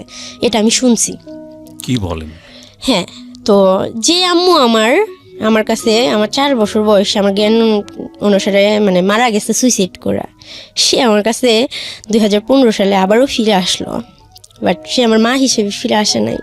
দাঁড়ান একটু পজ নিচ্ছি, কজ ওভারলোডেড হয়ে যাচ্ছে আসলে। মানে আমি অনেক দিন পরে এরকম স্পিচলেস অবস্থায় কোনো স্টোরি আমি শুনছি যেখানে আমার ইন্টারাকশন জিরো। আমি কথা বলতেই চাই না, কজ আমি আপনাদের এই ফ্লোটা নষ্ট করতে চাই না। কিন্তু আমার একটা কোয়েরি, যেটা আমার মনে হয় আমার লিসনারদেরও কোয়েরি, সেটা হলো যে আপনাকে বলা হয়েছে আপনার মা সুইসাইড করে মারা গেছে, আবার বাবার প্রেজেন্সও ছিল এখানে। এতদিন পরে আপনি যেটা জানলেন যে আপনার বড় আন্টি যে পরিচয়টা দেয় সে হচ্ছে আপনার মা, এটা আপনাকে বললো আপনার এক কাজিন? না, আমার খালাতো ভাই। ও তো কাজিনই হয়। তাহলে খালাতো ভাই আপনাকে বললো, তারপরে আপনি এটাকে সত্য না মিথ্যা আপনি যাচাই করেননি বিষয়টা? 100%। কি করলেন আপনি? স্টেপ বাই স্টেপ জান প্লিজ। আমি আমার নানার সাথে কথা বললাম যে নানা উনি কি আমার মা হয়? বলতেছে না, এইসব কথা তোমাকে কে বলছে? তো আমি অনেক খুশি ছিলাম, ওনার কথা মনে করলে আমার সত্যি খুব খুশি লাগে। তো আমার মা এত সুন্দর, উনি আমার মা, মানে এরকম ভাবতেছে। আপনি বড় আন্টি হিসেবে জানেন? হ্যাঁ, ওনার একটা ছেলে আছে, তো ওনার ছেলের নাম হচ্ছে রাফি। ওনার বিয়ে হয়েছে খুব ভালো পরিবারে। তো সেখানে নাকি বলা হয়েছিল যে সে আনম্যারিড, আর আমরা যে তার হাজব্যান্ড অনেক ভালো, যার কারণে একটা ছেলে অবশ্যই তো বুঝতে পারে যে একটা মহিলার যদি 2টা বাচ্চা হয় সে অবশ্যই বিয়ের পর বুঝতে পারবে, যতই সে তাকে বলা হোক আনম্যারিড। বাট সে অনেক সুন্দরী ছিল, শিক্ষিত ছিল। আর আমাকে হয়তো জানি না এইসব বিষয়, তাদের ঘরের বিষয় কি কথা হয়েছে, কি হয়েছে না হয়েছে, বা সে আসলেই কতটা ফেস করছে আমি আসলে জানি না। তাই তার সম্বন্ধে আমার কখনো রাগ ঘর কোনো প্রশ্ন আসে নাই একটা দিক থেকে, যে যেভাবেই হোক তার বাবা মারটা খাইছি পড়ছি, বা আমরা দুইটা ভাই বোনে তার বাবা মার কাছে ছিলাম। আমার যে দাদা দাদির যেটা করার ছিল সেটা সে করে না। আমার বাবার প্রতি আমার অনেক অভিযোগ ছিল, কিন্তু আমার মার প্রতি আমার কোনো দোষ দেওয়ার ছিল না। যে সে স্বীকৃতি না দিলেও তার বাবা মাই তো আমাকে পরিচয় দিছে বা রাখছে। একটা মুরগির বাচ্চা পালাও অনেক কষ্ট, সেই ক্ষেত্রে একটা মানুষের বাচ্চা পালা যে কত কষ্ট, আর 2.5 মাস বয়স থেকে, সেটা আমি মিন করতাম। আমি সবসময় সব কিছু নিয়ে অনেক ভাবি, তো এসব ভাইবা আমি কিছু বলিনি। না, কিন্তু আপনাকে তো সামহাও ফাইন্ড আউট করতে হবে যে রিজনটা আসলে কি ছিল, বা আপনার বড় আন্টিকে হলেও তো আপনার কোশ্চেন করার কথা, আপনি কি করলেন এরপর? হ্যাঁ, তো আমি কোশ্চিন করবো কি, উনি যেদিন আসছে ওই দিন রাতের বেলা আমাকে রুমে ডাকছে। তো আমি ভাবছি ওই যে ভাইয়া বলছে অনেক কান্না করছিল, দেখো রিপা তুমি তো, আমি ভাবছি আমাকে মেয়ে হিসেবেই বলবে। তো তখন ওনার সাথে যে আমি আপনি করে বা কিছু প্রশ্ন করব, এসব সাহস আমি পাইতেছি না। তো আমি ভাবছি আমাকে বুকে জড়ায় ধরবে, আমাকে ধরে হয়তো কান্না করবে বা আমাকে বলবে যে যা হয়েছে হয়েছে, কিন্তু উনি তার বিপরীতই বলল। উনি বললো যে দেখো, আমার ভাইয়েদের একটা সম্মান আছে, তাদের 2টা মেয়ে আছে, ছোট ভাইয়ের একটা ছেলে আছে, তাদের ভবিষ্যৎ আছে। তুমি কলকাতায় ছিলা, তোমার বাবা তোমার সাথে যেটা করছে, এখন অতীত নিয়ে তো ভাইবা লাভ নাই। তবে তুমি একটা কাজ করো, আমার কথা শোনো। তবে আমার ইচ্ছা ছিল আমার মার খুশির জন্য আমি সব করতে পারবো। আর আমার মা, আমি এটা জানতে পারছি যে আমার মার নামটাই আমি জানতাম না, সেখানে জানতে পারছি আমার মা। আমার খুব ইচ্ছা করতেছিল যে আমার মাকে আমি জড়ায় ধরবো, আমার অধিকার আছে, বাট আমি সেই সাহস কখনোই পাইনি। তো উনি কথা বলতেছিল, আমি খুব মন দিয়ে ওনাকে শুধু দেখতেছিলাম আর শুনতেছিলাম। তো আমি অনেক কান্না করতেছিলাম, ওনার কথা শুনে কিছু বলার মতো সাহস আমার ছিল না তখনও পর্যন্ত। উনি আমাকে বললো যে তোমার জায়গায় আমি থাকলে আত্মহত্যা করে মরে যেতাম, এখানে ফিরে আসতাম না। কলকাতায় তুমি কি করছো না করছো এটা কি সবাই জানে যে তুমি বাজে কোনো কিছুই করছো। এখন আমার ভাইয়ের মেয়েদের ভবিষ্যৎ নিয়ে টানাটানি, তুমি কি চাও যে তোমার ভাইকে পাইলে আমাদের ভুল হয়েছে, তোমরা সারাটা জীবন আমাদের কাছ থেকে শুধু নিবাই? তুমি নিজে কিছু করো, তুমি যখন চাকরি করতেছো ঢাকা চলে যাও, ঢাকা চাকরির অভাব নাই, ঢাকা থাকার জায়গার অভাব হবে না। কিন্তু আমি তো বাংলাদেশটাকে চিনতামই না, জানতামই না, আমি তো পড়াশোনাও করিনি, আমার তো আপন কেউ ছিল না। তখন আমি তাকে বলছিলাম যে দেখেন, আমার তো ঢাকাটার মধ্যে কোনো আইডিয়া নাই, আমি তো চিনি না, আমি কার কাছে যাব, আপনি একটু বোঝার চেষ্টা করেন। ওখানে আমি টাকা দিয়েই থাকতাম নানার কাছে, প্রতি মাসে আমি 7,000 টাকা স্যালারি পেতাম, প্রথম মাসের বেতন পেয়ে আমি নানির হাতে দিয়ে দিই, আমি সবার জন্য কেনাকাটা করি। তো টাকা খুব অল্প ছিল, তো আমার খালাতো ভাইয়ের জন্য আমি একটা পাঞ্জাবি কিনি, সবার জন্য অল্প অল্প আমি যা পারি আমার নানির হাতে দিয়ে কিনাই। তো সবাই কম বেশি নিলেও, তো ওনাকে আমি সব কিছু অনেক রিকোয়েস্ট করে বললাম যে দেখেন, উনি যদি আমার বাবা হয় আর উনি আমার সাথে যা করছে, তারপর ওনার কাছে তো ফিরে যাওয়া আমার পক্ষে কি ভয়ানক, উনি তো আবার এরকম করতে পারে, আপনি কেন বুঝেন না? পরে উনি কিছুতেই আমার কথা শুনতেছিল না।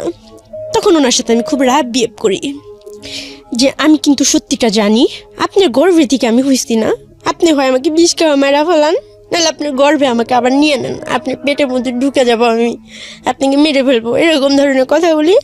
তারপরে আমি অনেক কান্না করে উনি রুম থেকে বেরিয়ে যাবো, বলে যে দেখো, আমি এটাই চাই, তুমি ঢাকা চলে যাও, আর যদি কখনো নিজের পায়ে দাঁড়াতে পারো তখন আমাদের সাথে যোগাযোগ করবে, আমরা ভালো একটা ছেলে দিকে বিয়ে দিয়ে দেবো, তার আগে তুমি আসবে না। তখন আমি বলছি যে আপনি যে আমার মা, এটা আপনি স্বীকার করেন না, বুঝতেছো? তুমি কী করে ভাবো এটা? তুমি নিজের দিকে তাকায় দেখো তো, তুমি আমার মেয়ে, আমার শুধু একটা ছেলেই আছে, আমার কোনো মেয়ে নেই। আর তোমার মা আমি কেন হবো? তোমার ভাই আমাদের বাসায় কাজ করতো, তোমার ভাই তোমাকে কোথা থেকে নিয়ে আসছে, আমরা কিছু জানি না। তো তখন আর আমার কিছু বলার ছিল না। আর মা যেখানে উনি স্বীকার নাও করতে পারে, তারপরে চেহারা সব কিছু মিলা, মানে বিষয়টা কি, মানে আপনার চেহারার দিকে তাকানো, আপনি দেখতে কালো আর আপনার মা সুন্দর ছিল, বিষয়টা কি এরকম? হ্যাঁ। এই কারণেই মানে আরেকটা কনফিউশন আমার এখানে তৈরি হয়েছে, সেটা হচ্ছে যে যেটার বলা হলো যে সুইসাইড করেছে আপনার মা, আপনার বাবা কাজের লোককে বিয়ে করেছিল যে কারণে সে ওখান থেকে সুইসাইড করে, তাহলে ডিভোর্সটা হয়েছে তাদের সাথে কি কারণে? এটার এক্সাক্ট রিজনটা কি ওইটাই ছিল? ডিভোর্সটা হচ্ছে ওই যে কাজের মহিলাকে বিয়ে করছে আর সে সুইসাইড করে নাই। আর এই কথাটা আমাদের এই জন্য বলা হয়েছিল যে তার যে আবার বিয়ে হয়েছে, তারা তো মাঝে মাঝে আসে, বছরে একবার, 6 মাস পরে একবার বাপের বাড়িতে আসে। তো তার শ্বশুর বাড়ির লোকজন জানতো না তার 2টা সন্তান আছে, তার বিয়ে হয়েছিল। যে কারণে পুরো বিষয়টাকে এভাবে ধামাচাপা দেওয়া হয়েছে। হ্যাঁ, আর আমরা জানি যে বাবার কারণে মামারা গেছে, বাবাকে খুব ঘৃণা করতাম, বাবাকে কি ছেলে জাতটাকে ঘৃণা করতাম। তার মানে বিষয়টা এরকম দাঁড়ালো যে আলটিমেটলি আপনার বাবা কোনো এক কাজে মেয়েকে বিয়ে করেছিল, এটা সত্য, এবং সে কারণে আপনার মার সাথে ডিভোর্সটা হয়ে যায়। আর তারপরে তাকে আবার নতুন করে বিয়ে দেওয়া হয়। বিয়ে দিতে গিয়ে আলটিমেটলি আপনাদের দুজনকে পুরোপুরি ধামাচাপা দিয়ে দেওয়া হয়, হ্যাঁ। এবং সেই ধামাচাপার বলি হচ্ছে আপনার বড় ভাই সুইসাইড করে এক সময়, এবং আপনার এই জীবন। আমি ব্যর্থহীন কণ্ঠে বলছি, this is the story that I have ever listen in my life. I don't want to anymore, because আমি আসলে এই ধরনের স্টোরি আর শুনতে চাই না। মানে একটা মানুষকে খুন করার জন্য একটা বুলেট এনাফ, একটা উগ্র মস্তিষ্কের চিন্তা কিছুক্ষণের জন্য এনাফ, এবং আমি যদি বলি যে একটা মানুষকে খুব ভয়ঙ্করভাবে নৃশংসভাবে হত্যা করার জন্যে কিছুক্ষণের জন্য ব্রেনটা ডিসফাংশনের দরকার হয়। কিন্তু এদের দুই ভাই বোনের ক্ষেত্রে এর কথা যদি সত্যি হয়ে থাকে, ও যা বলেছে এখানে, তাহলে এদেরকে যা করা হয়েছে সেটার জন্যে দুইটা পরিবারের অনেকগুলো মানুষ প্রতি মোমেন্টে এক একটা মানুষ খুন করেছে, এবং এটার জবাব নাই। আমি জানি যদি আজকে এই রেডিওতে বসে ওদের যদি ঠিকানা রিভিল হয়, ওরা যদি আসলে এরা কারা এটা যদি রিভিল হয়, এদের দিকে সমাজের মানুষজন থুতুও ফেলবে না, মানে ঘেন্নায় থুতো ফেলবে না এই মায়ের প্রতি এবং এই বাপের প্রতি। আমি আজকের অনুষ্ঠান পর্যন্ত আমি সব সময় বলেছি, এবং আমি হয়তো বলবো আজকের এপিসোডটা আমি ভুলে যেতে চেষ্টা করব, যে with due respect, with the name of almighty Allah, মানে আল্লাহর পরে সবচাইতে মানে প্রেশাস গিফট, সবচাইতে সম্মানের গিফট হচ্ছে মা এবং বাবা। এই জায়গাটার কোনো ধরনের কোনো প্রকার কিছু বলার সুযোগ নাই, বাট মানে আমি নিতে পারছি না। আমি এই বাপ এবং এই মাকে আমি যদি দেখতে পারতাম, আমার থুতু ফেলারও পর্যন্ত রুচি হবে না। Sorry to say, I am sorry না, I am really not sorry. স্টোরিটা কন্টিনিউ করতে দেওয়া উচিত। ওকে প্লিজ বলেন, তারপরে কি হলো? আপনাকে ঢাকায় চলে আসতে বলা হলো, তারপর আমার ওনার সাথে জিত করে ওই কথাটাই লাস্ট কথা হয় যে আমি আপনার পেটের মধ্যে ঢুকে যাব, আমি যাবো না ঢাকায়। বলতেছে তোমার জায়গায় আমি থাকলে, বারবার যখন এই কথা বলতেছে, কলকাতা থেকে তুমি সেটা কি করে, কোন মুখ নিয়ে তুমি যে হাঁটো রাস্তায়, তোমার লজ্জা করে না? তোমার জায়গায় আমি থাকলে তো আত্মহত্যা করে মরে যেতাম। আর কত খাবা আমার ভাইয়াদেরটা, আমার মা বাপেরটার কত খাবা? এখন বড় হয়েছে, এখন নিজের মতো করে খাও, ঠিক আছে? আমার বাপ মা আমার ভাই বোনের সম্মানের দিকে তাকায় তুমি মা ভাত নিয়ে আসছে, তো আমার নানি সেটা দেখছে, আমি খাইতে চাইনি। তো আমি অনেক বোঝানোর পরে আমার নানা অনেক মায়া করে কথা বলতেছে। আর আমি ছোটোবেলা থেকে একটু ভালোবাসাই চাইছি, দামি পোশাকও চাইনি, ভালো খাবারও চাইনি। অনেক আদর করে বলার পরে মাত্র ভাতের প্লেটে হাতটা রাখছি, আমার নানি এসে ভাতের প্লেটটা ফালাই দিল, কুকুরগুলো ভাতগুলো খেলাম।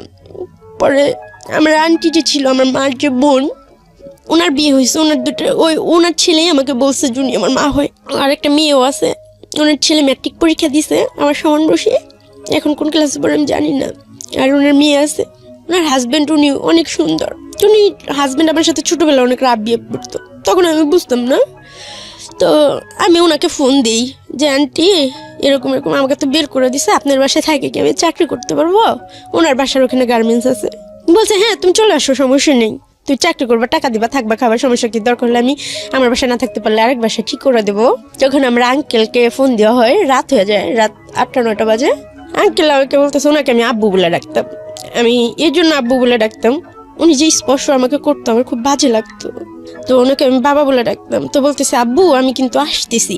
তো উনি বলতেছে দেখো তুমি সব পাইবা, তোমাকে জামা কিনে দিব, ভালো ড্রেস আপ দেবো, সব দিব, কিন্তু তোমার আমার সাথে থাকতে হবে, আমার সাথে ফিজিক্যাল করতে হবে, আমার যখন ইচ্ছা তখন তোমার সাথে ফিজিক্যাল করতে হবে। আমি বলতেছি আমি আপনাকে বাবা বলে ডাকছি, এটা কীভাবে সম্ভব? এর থেকে তো মরে যাওয়াই ভালো। তো ওনার মনে এতটুকু আমার জন্য দয়া হয় না, ওনারও কিন্তু মেয়ে আছে। উনি বলতেছে এটা না হলে তুমি আমার বাসায় যেতে পারবা না। ভাগ্য কত নিষ্ঠুর হয়ে আমার জন্য দাঁড়াইছিল, এতে আমার কোনো দোষ ছিল? তো আমি আন্টিকেও আর কিছু বলতে পারলাম না যে আন্টি আঙ্কেল আমাকে এই কথা বলতেছে, আর ওনাকে আমি বাবা বলে যেখানে ডাকি। তো আমি ওনার রাস্তায় বাসার সামনে যেয়ে ফিরে আসলাম। তো যে মেয়েটার সাথে আমি কাজ করি, ওই যে আমার অপারেটর ছিল, ও ঢাকা আসতো, পরে ওর বাসায় আমাকে নিয়ে গেল। মেয়েটাই স্মোকিং করতো।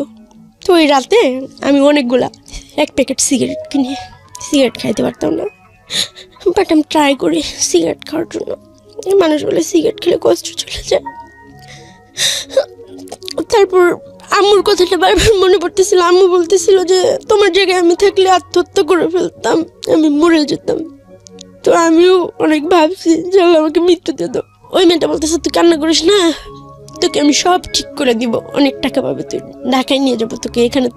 এখান থেকে কি করবি, এখানে থাকলে সমস্যা হতে পারে আমার আম্মু আব্বু এসে ঝামেলা টামেলা বলে সারা রাত বসে সিগারেট জ্বালাইতেই থাকলাম। খাইতে পারতেছি না, মুখে ধোয়াটা নিচ্ছি আর ফালাই দিচ্ছি আর কান্না করতেছি যে আল্লাহ তুমি আমার প্রতি কি একটু দেওয়া হয় না, আমি এত পাপি।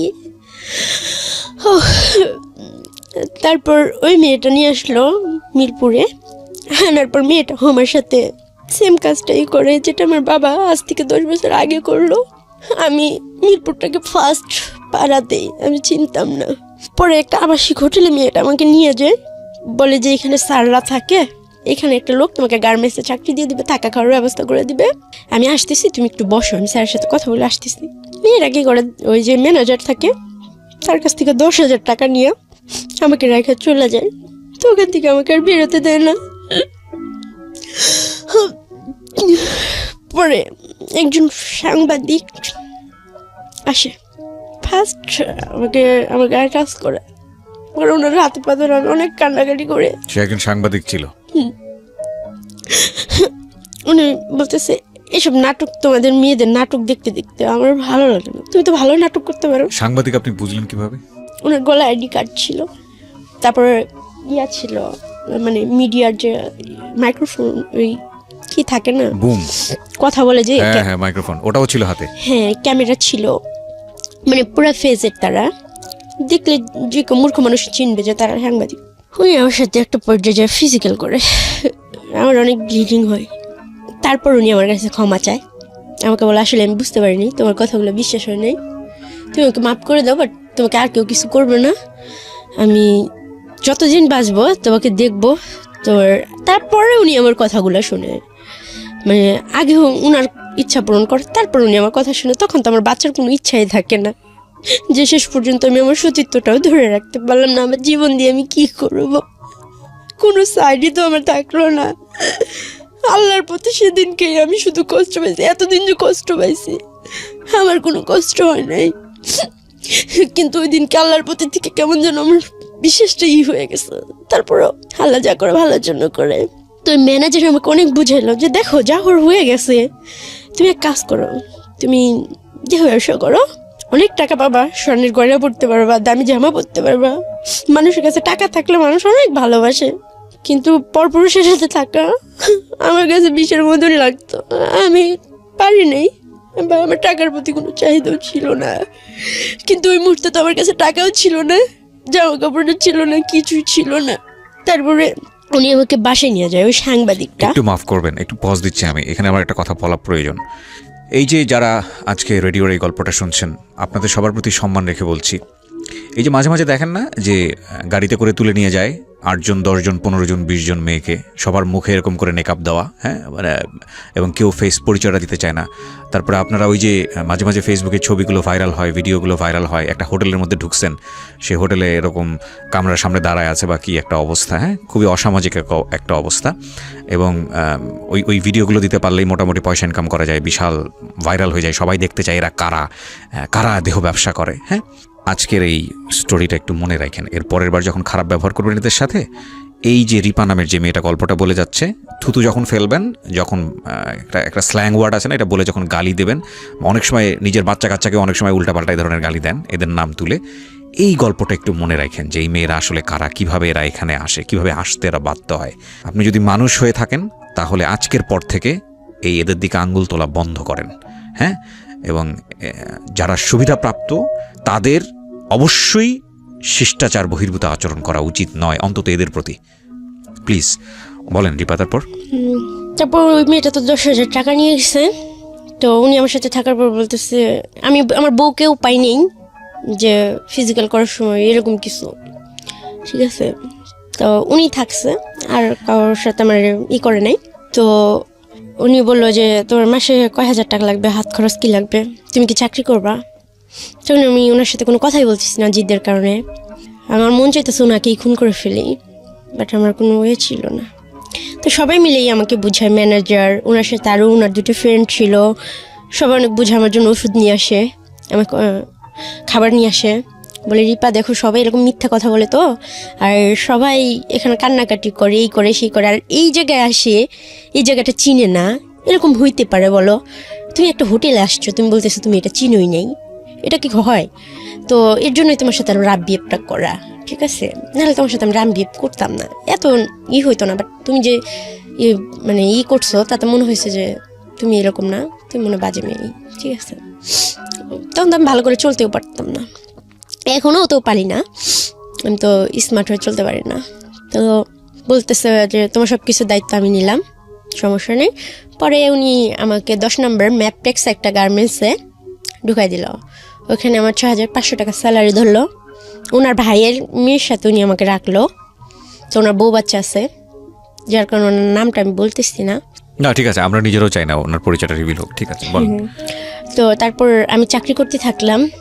তারপরে চাকরি করতে করতে হঠাৎ একদিন আমি অসুস্থ হয়ে যাই, আমার গায়ে বসন্ত উঠে, অনেক জ্বর হয় আমার। তখন ওনারা আমার গার্জিয়ানকে খুঁজে যে তুমি যদি হঠাৎ করে মারা যাও তখন তোমার দায়ীর ভারটা কে নিবে, বা তুমি কোথায় থাকো, তোমার গার্জিয়ানকে কেউ আসেও না, তুমিও ঈদ জিত আসে বেড়াইতে টেড়াইতে যাও না, তুমি কোত্থেকে আসছো বা কি, এইভাবে তো আমরা তোমার রিস্ক নিয়ে তোমাকে রাখতে পারি না, তুমি সামনের মাসে অন্য কোনো জায়গায় থাকার জন্য ব্যবস্থা করো। তখন ওই ভাইয়াটা বলতেছে যে ওর সব রিস্ক আমার। হঠাৎ করে একদিন ওনার একটা ফ্রেন্ডকে আনে, উনি ওনার ব্যবসায়ী, তো বলে তার সাথে আমার ফিজিক্যাল করতে হবে। আমি সেটা কোনোভাবে রাজি ছিলাম না। তো সেই দিন আমি খুব সিনকেট করি, খুব এক পর্যায়ে লোকটাকে আমি মারি। মারার পরে তো বাইরের কিছু খারাপ ছেলে পেলে আসে, নেশা টেশা করে, এরকম কিছু ছেলেকে ডাকা হয় আমার সাথে যেন থাকা হয়, বা আমার ছবি টবি তুলে এসে করার জন্য আর কি। তো আমি অনেক চিল্লাফাল্লা করতেছি, অনেক কান্নাকাটি করতেছি। তো তাদের মাঝখানে একটা ছেলে, সে হচ্ছে ওই হোটেল মালিকের ছোট ভাই। তো উনি আমাকে এসে জিজ্ঞেস করে, আপনি কান্না করতেছেন কেন, আপনি চিল্লাচিল্লি করেন কেন, সমস্যা কি আপনার? পরে আমি ওনাকে সব কিছু বলি, উনি আমার কথাগুলো শুনে আমি চিৎকার করে কান্না করি আর সব কথাগুলো বলি যে আমি চাকরি করতেছি, উনি আমার সাথে এরকম করছে, এখন ওনার বন্ধুর সাথে আমার থাকতে হবে, তাহলে আমি যদি এরকম নিজেকে নিজে করি তাহলে আমার চাকরি করার দরকার কি, তাহলে তো আমি পাড়াই থাকতে পারি। তো উনি বললো যে আপনারা মেয়েরা খুব ড্রামা করতে পারেন, এই ড্রামাগুলো দেখতে দেখতে আমরা অভ্যস্ত হয়ে গেছি ভাই, আর ভালো লাগে না, নতুন কিছু আছে। তো আমি বলতেছি আপনার কাছে ড্রামা মনে হইতেছে, আপনি নেটে সার্চ দিয়ে দেখেন আমি কোত্থেকে আসছি, কীভাবে আসছি।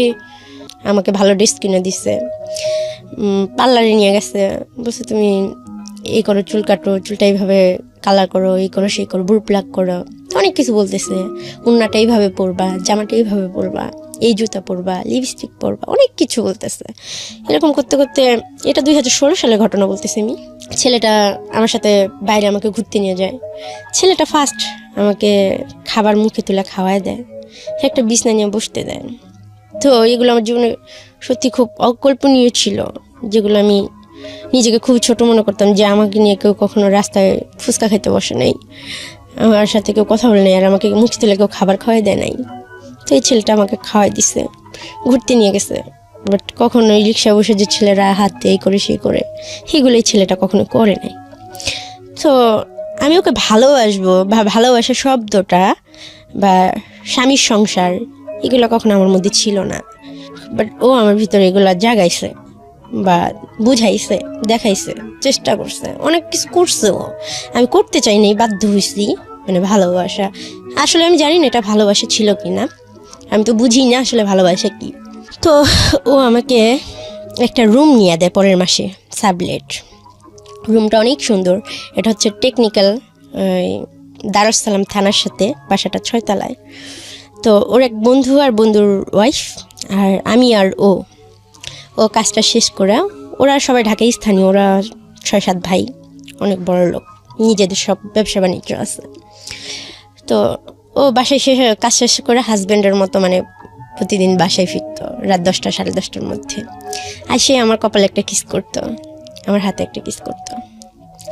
তারপর ও তো ম্যারিড ছিল, রাইট? না, ম্যারিড ছিল না। না, ওর Okay. বড় ভাই এখনো বিয়ে করে নাই, বাংলা Okay. কলেজে পড়ে। তো দেখতে অনেক হ্যান্ডসাম ছিল, অনেক সুন্দরী ছিল। তো ওনাকে কখনোই মানে স্পর্শ করবো বা ওনার কাছে যাবো, আমি ওনাকে ভালোবাসবো, ওনার ওয়াইফ হওয়ার চিন্তা করবো, এটা তো আমি কখনো কল্পনাও ভাবিনি। বা কারণ না, আমি কেন কোনো ছেলেকে কিছু দেওয়ার মতো আমার মনে হইতো যে আমার কাছে কিছু নাই। আর আমার যে জীবন, আমার মনে হয় না যে এই জীবনের পাশে কোনো ছেলে সারা জীবন থাকবে। আর আমি কী দিব, না আছে রূপ, না আছে গুণ, না আছে শিক্ষাগত যোগ্যতা, না আছে বংশ পরিচয়, যার কারণে বিয়েটাকে আমি খুবই ভয় পেতাম। আর যখন আমি গার্মেন্টসে চাকরি করছি, আমি দেখছি অনেক সুন্দর সুন্দর মেয়েরা 3টা 4টা করে বিয়ে হয়েছে, বেবি আছে, অনেক কষ্টের জীবন, কিছু সমস্যা হইলেই ছেলেরা ছাইরা চলে যায়। যার কারণে আমি বিয়েটা কখনোই সাহস পাইনি। তো আমাকে চাকরি বাকরি করতে না করলো, সব কিছুও দিত, আমার কাপড় চোপড় আমাকে খুব সুন্দর করে সাজায় রাখতো পুতুলের মতো। তো এতটা সম্মান আমার লাইফে ফার্স্ট কেউ আমাকে সত্যি দিল। তো এই একটা মাস আমার জীবনে ছিল যে খুবই সুখের, খুব আনন্দের। তো ও আমাকে স্পর্শ করতো না, ও বাইরে হয়তো কি করতো না করতো জানি না। তো এরকমভাবে থাকতাম, রান্না বান্না করতাম, প্রতিদিন ওর জুতাটা মুছে পায়ে পরাই দিতাম ও যখন ঘর থেকে বের হইতো। ওর বন্ধুরা আফসোস করতো যে এরকম একটা মেয়ে যদি আমি পাইতাম, ওকে আমি বিয়ে করতাম, সারাটা জীবন আমার কাছে রাখতাম। আজকালকার মেয়েরা জুতো পরাই দেবো পায়ে, মানে এরকম ধরনের কথা বলতো। বন্ধু তুই অনেক ভাগ্যবান রে, মেয়েটা তোকে খুব ভালোবাসে। আমি আসলে ওকে ভালোবাসে না, ওকে শ্রদ্ধা করে এই জিনিসটা করতাম, ভালোবাসাটা আমার মধ্যে কখনো ছিল না। তখন ও আমাকে একদিন বলতেছি, লিপা তুমি কি আমাকে বিয়ে করবা? হ্যাঁ বলতেছি, দেখেন আপনারা এরকম মজা টজা করেন, ঠিক আছে, হ্যাঁ আমাদের মতো মেয়েকে নিয়ে বিয়ে করবেন, আর আমার লাইফটা তো আপনি সবই জানেন। হ্যাঁ আমি ভাই বিয়ে করবো না, আর আপনার সাথে আমি এইভাবে থাকবো না। আমি নিজের পা নিজে দাঁড়াইতে চাই, আমি কিছু করতে চাই, আমার নিজের একটা পরিচয় বানাইতে চাই। তখন বলতেছে, দেখো তোমার কি আমাকে অবিশ্বাস হয়, আমাকে মনে হয় যে খারাপ ছেলে আমি। পরে আমি বলতেছি, এত আদর যত্ন করে আপনি যে আমার 2 মাস পর বিক্রি করে দিবেন না, তার তো কোনো গ্যারান্টি নেই। পরে বলতেছে, আসলে বিশ্বাস জিনিসটা তোমার ভিতরে মরেই গেছে। তখন ছেলেটা আমাকে প্রতিদিন রাতে একটা করে ছুরা শিখাইতো, আমি নামাজ রোজা পড়তে পারতাম না, তো খুব ভালোবাসতাম। ফজরের নামাজ পড়াইতো, তাহাজ্জুদের নামাজ পড়াইতো, 5 ওয়াক্ত আমাকে নামাজ পড়াইতো ছেলেটা। আল্লাহ তাআলার প্রতি অনেক কথা বলতো, অনেক ধার্মিক টাইপের ছেলে ছিল। বাট সে নেশা করতো, সিগারেট খাইতো, এই করতো সে করতো। আমি প্রচুর সিগারেট খাইতাম, এখনও খাই আমি। তো এরকম করতো। পর ছেলেটার 1-2 মাস, প্রায় 1 বছর হয়ে গেল, 2017 সাল পর্যন্ত আমরা একইভাবে একই ছাদের নিচে ছিলাম। পরে আস্তে আস্তে ওর সাথে আমার ফিজিক্যাল রিলেশন হয়, ও আমাকে খুব আদর করতো।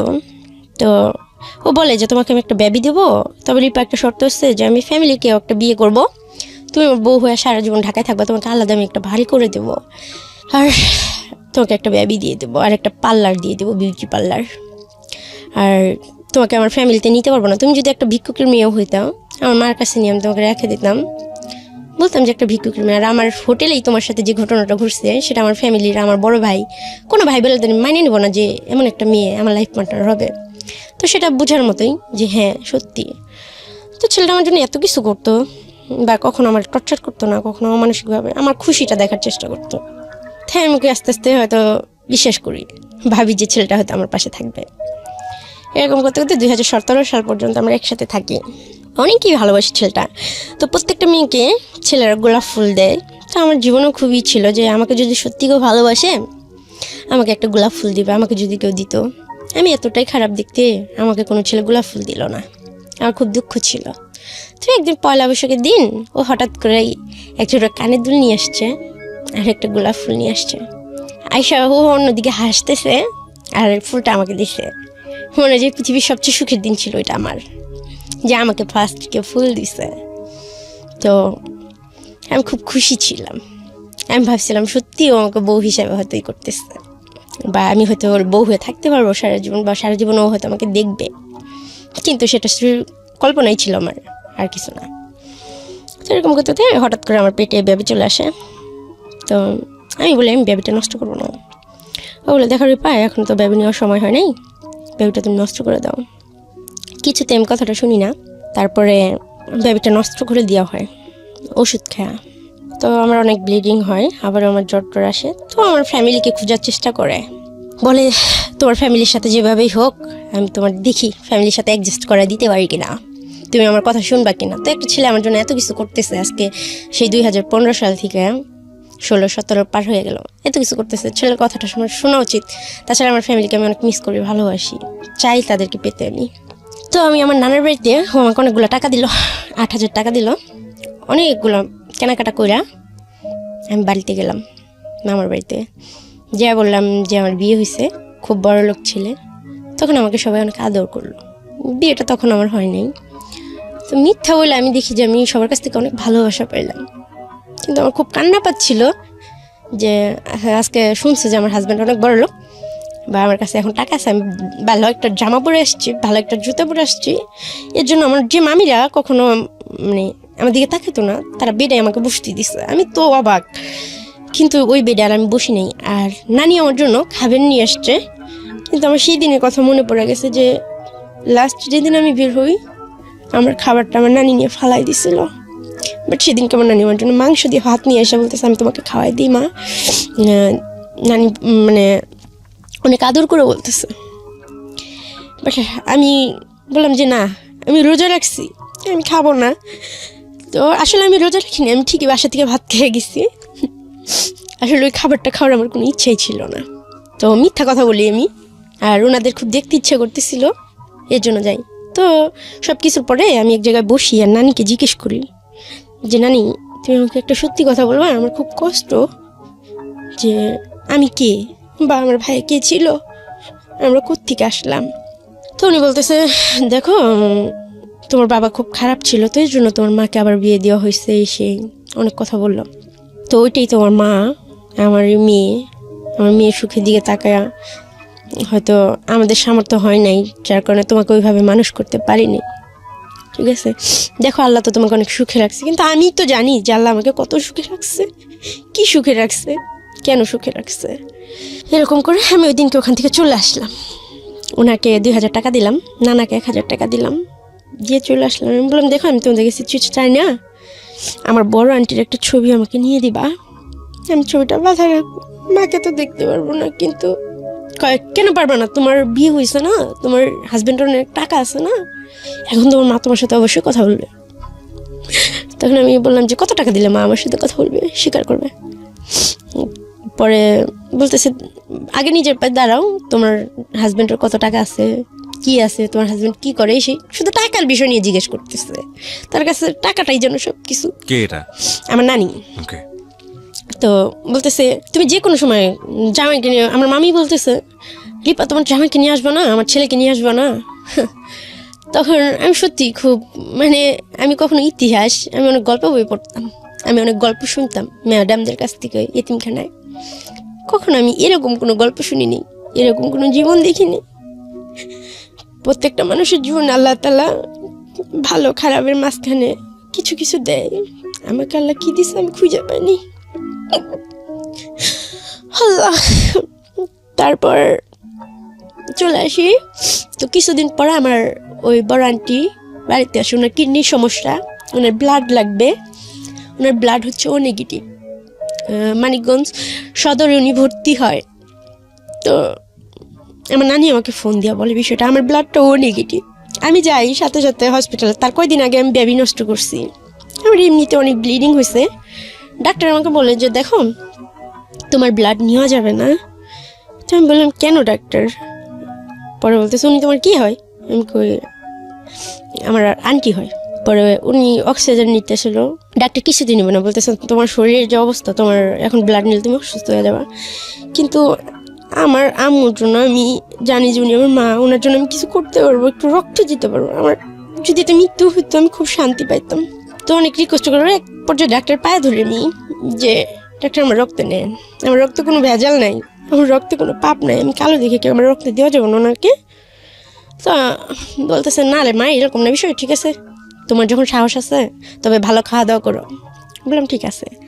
তো ওনাকে রক্ত দিছি। উনি যখন জানতে পারছে, উনি হাত থেকে স্যালাইনের ইটি খুলে ফেলছে, ছিটায় বিটায়।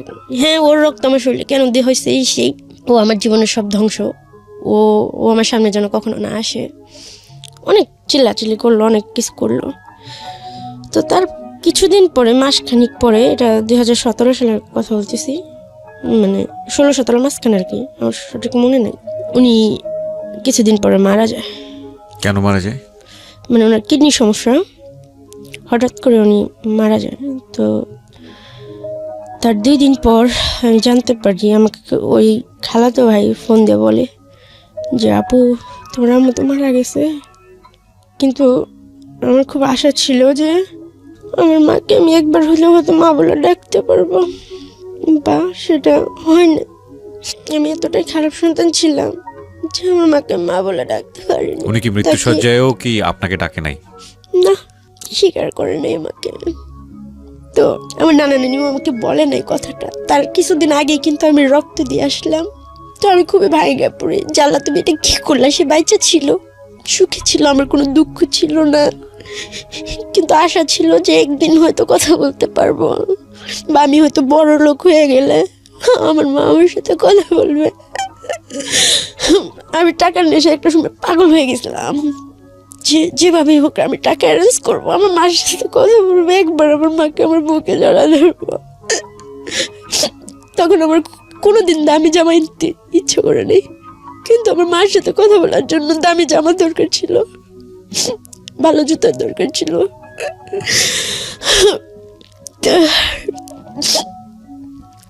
সেটা ওর কাছে ছিল না। তো জানি না সে কেন এমন করছে, আল্লাহ তাকে ভেস্তে নসিব করুক। এখন আমার মার জন্য আমি অনেক দোয়া করি। আমার মাকে আমি দেখিনি, জানি না, তারপর খুব ভালোবাসতাম। মা শব্দটাকে আমি খুব ভালোবাসতাম। সবার মাকে আমি খুব সম্মান করি। আমি কিন্তু মার কাছ থেকে কিছু পাইনি। তারপর আমি বলি সবাইদেরকে, মা যতই খারাপ হোক, তারপর মাকে কখনো কষ্ট দেওয়া আমার মনে হয় উচিত না। আমার গর্ভে যখন 2 মাসের একটা বেবি আসছিল, 2 মাসের যন্ত্রণায় আমি বুঝছি যে মা হওয়া কতটা কষ্টকর। তো আমার মার প্রতি আমার কখনো রাগ হয় নাই, কখনো আমি অভিমান করিনি। বাবার প্রতি অনেক কিছু হয়েছে, ছেলেদের প্রতি অনেক কিছু হয়েছে, কিন্তু মার প্রতি কখনোই হয় নাই। কিন্তু আমার মাকে আমি পাই নাই। আল্লাহ যেন এরকম আর কারোর সাথে না করে, মা ছাড়া কোনো সন্তান যেন দুনিয়া না রাখে। আমি হয়তো বাইচাচ্ছি, আবার জানি না আমার জায়গায় অন্য কেউ থাকলে কি করতো, কিভাবে নিঃশ্বাস নিত। আমার নিঃশ্বাস নিতে খুব কষ্ট হয়। আমার পৃথিবীটা খুবই একার। ঈদে যখন সবাই দেশে যায়, আমি একা একটা রুমে থাকি, পুরো বিল্ডিংটাই ফাঁকা হয়ে যায়। ওই ছেলেটা ও দেশে চলে যায়, আমি একা একা থাকি। আমি ঘুমের ওষুধ খাই, দিনগুলা কাটাই, হয়তো 6-7 দিন পরে আসে। এরকম করতে করতে এই ছেলেটা বলে, আমি তোমাকে কোনো দিন ছেড়ে যাবো না রিপা, তুমি টেনশন করো না। আমি বলছি না, সবাই আমাকে ছেড়ে চলে যাবে, তুমি ওকে মিথ্যা আশা দিও না, আমাকে কখনো মিথ্যা বলো না। তোমার যদি অন্য কোনো মেয়ে পছন্দ হয় তুমি আমাকে বলো, আমি নির্দ্বিধায় তোমাকে ছেড়ে দেবো। ও আমার মার মৃত্যুর কথাটা শুনে ও আমাকে অনেক সান্ত্বনা দেয়, আমার পাশে থাকে, আমাকে অনেক ভালোবাসে। তখন ওই যে যে লোকটা আমাকে বিক্রি করে দিচ্ছিল, ওই লোকটার সাথে হঠাৎ একদিন রাস্তায় আমার দেখা হয়। সেটা হলো মিরপুর 11.5 নম্বর রূপনগর আবাসিক এলাকায়। দেখা হওয়ার সাথে সাথে আমি খুব ভাবের সাথে হাইটা চলে যাওয়ার চেষ্টা করি, কিন্তু আমি আশায় থাকি যে উনি বোধহয় আমাকে পিছন থেকে ডাকবে, বাট উনি আমাকে ডাকে না। তখন আমি নিজে থেকে আবার পিছের দিকে ঘুরে ওনার কাছে যাই। আমি কিন্তু সেই মুহূর্তে জানি যে উনি আমার বাবা। যাওয়ার পরে ওনাকে আমি জিজ্ঞেস করি, আপনি আমার সাথে এরকম কিছু করছেন, ঠিক আছে, আমি আপনার কোনো কিছু বলবো না, কিন্তু একটা সত্যি কথা বলবেন, মানে কোনো বাবাকে এরকম করতে পারে? তখন লোকটা কান্না করে দিয়ে বলতেছে যে দেখো, কোনো বাবা এরকম করতে পারে কিনা জানি না, তবে আমি তো তোমার বাবাই না। তারপর বললো যে তোমার যে আঙ্কেল ছিল, তোমার যে নানা ছিল, তোমাকে আমার কাছে দিয়ে আমার কাছ থেকে 15,000 টাকা নিয়ে গেছিলো। এটা আজ থেকে 10 বছর আগের কথা। আমার কোনো কিছু করার ছিল না, আর আমি জুয়াটা খেলতাম। আমাকে তুমি মাফ করে দিও। আমি বুঝিনি, একটু থামাচ্ছি। হ্যাঁ রিপা, আমি কনফিউজ হয়ে যাচ্ছি। কে দিয়ে গেছে ওনাকে? আমার আঙ্কেল আর আমার নানা। আঙ্কেল বলতে? মানে ওই আঙ্কেলটার কথা বলতেছি, ওই যে আমার ওই আন্টির হাজবেন্ড, আমার বড় আন্টির হাজবেন্ড, ছোট আন্টির হাজবেন্ড, ছোট আন্টির হাজবেন্ড এবং আমার নানা, এই দুজনে মিলে এই লোকের কাছে দিয়ে গেছে। অবশ্যই তারাই দিয়ে গেছিল যে এটাই তোমার বাবা, আজ থেকে তুমি তোমার বাবার কাছে থাকবা। বাট এখানে যে টাকার বিষয়টা হয়েছে সেটা আমি জানতাম না। সে ওই যে প্রথমবার দিয়ে গেল তোমাকে, মানে বিক্রি করে দেওয়ার আগ মুহূর্ত পর্যন্ত। তার মানে সে তোমার বাবা ছিল না, এবং ওই বিক্রিটা আলটিমেটলি ওনার কাছে করেছিল। তাহলে আলটিমেটলি বাবাকে জানি না, আজও জানি না। প্রিয় শ্রোতা, আপনারা শুনছেন প্রাণ মিস্টার ম্যাঙ্গো ক্যান্ডি প্রেজেন্স জীবন গল্প।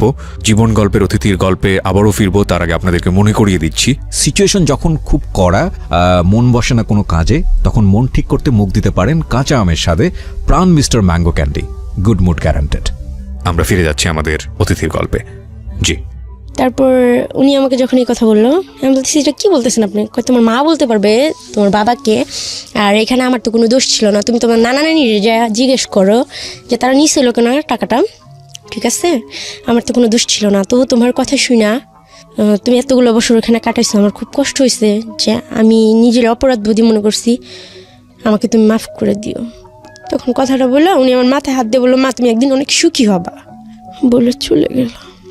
তো আমার ভাই আপনার কাছে, মানে আপনার গল্পগুলো তো আমি শুনি, আমার বিশ্বাস করেন, মানে এই কথাগুলো তো কাউকে বলা যায় না, আর আমাকে দেখলে কেউ বিশ্বাস করে না। আমাকে কেউ যখন জিজ্ঞেস করে তোর কি আছে, আমি বলতে পারি না যে আমার কেউ আছে, আর তখন অনেক অনেক ধরনের কথা বলে যে সবাই আছে। একদিন একটা জায়গায় অফিসে জব নিতে গেছি, বলতেছে যে তোমার ফ্যামিলি থেকে কে আছে, আমি বলতেছি কেউ নাই।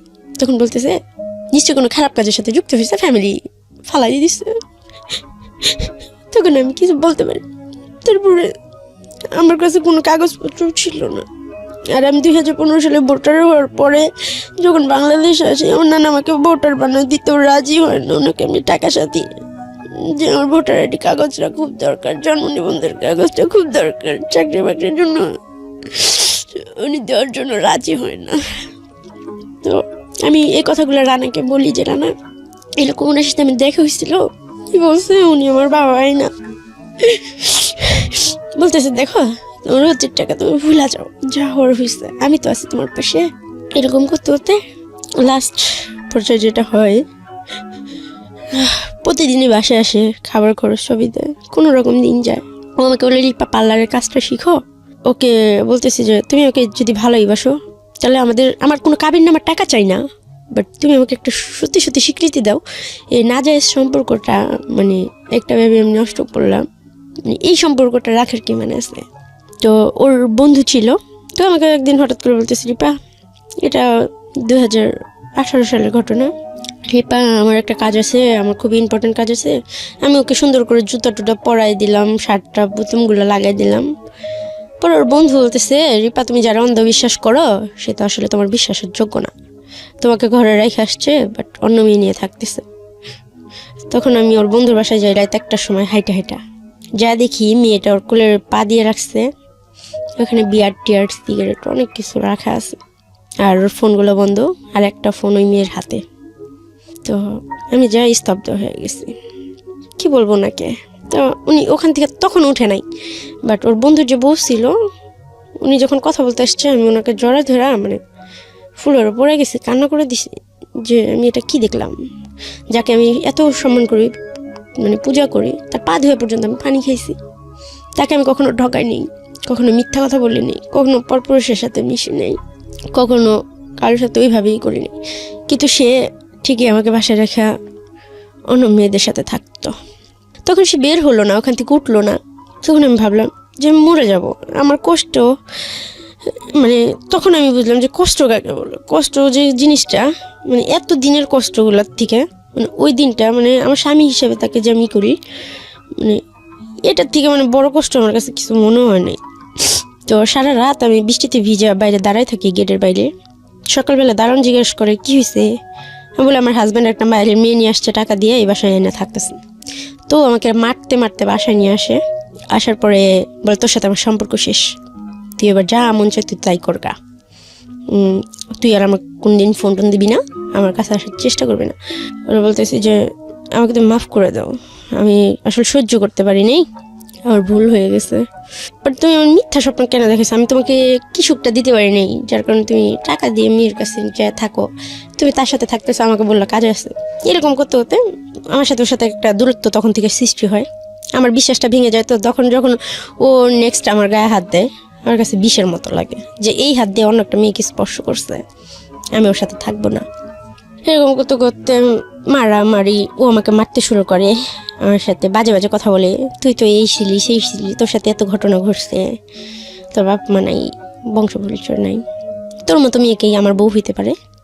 আমি বলছি এই স্বপ্ন তো আমি কখনো দেখিও নেই, আমি তোকে বলিও নাই, তুই বলছিলি, আমি তোকে বলছি। তো লাস্টে একটা মেয়ের সাথে ওর পরিচয় হয়। ওই মেয়েটার জন্য ও আমাকে শ্যামলীর রিহ্যাব সেন্টারে দিয়ে আসে। 4টা মাস এখানে পাগলা করতে টাকা দিয়া ও আমাকে অ্যাডিক্ট বলে রেখে আসে, বন্দি করে রাখে জেলখানার মতো। জেলখানা তো ভালো, বাইরের আলো বাতাস দেখা যায়। ওই মেয়ের সাথে প্রেম করার জন্য মানে ওর আউট অনেক মেয়ে ছিল, ওরাও বলতো যে এটা আমার ভালো লাগে, এটা আমার পেশা, ঠিক আছে।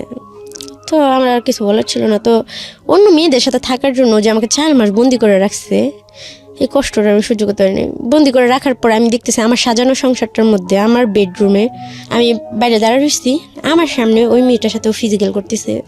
আমি তখন খুব কষ্ট পাইছি, কিন্তু ওকে আমি খুব ভালোবেসে ফেলেছি। আমি জানি না যে ভালোবাসা কিনা, তবে ওর জন্য আমার খুব খারাপ লাগে, ওর সাথে কথা বলতে ইচ্ছে করে, ওর কাছে যাইতে ইচ্ছে করে।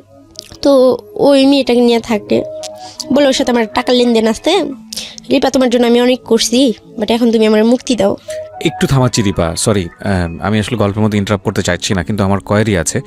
আমি গেসই করছিলাম যে সম্পর্কটা এরকম একটা জায়গায় যেতে পারে, কিন্তু আপনার বাবা যখন এতক্ষণ পর্যন্ত আমরা যাকে বাবা জেনে এসেছি এই লোকটাকে, সে যখন তার বললো যে না তুমি আসলে আমি তোমার বাবা না, তখন তো আপনার অন্তত একটা জায়গায় গিয়ে জিজ্ঞেস করার উচিত ছিল যে আপনার আসলে বাবাটাকে, এবং সেই জায়গাটায় কেবলমাত্র আপনার নানা এবং নানি।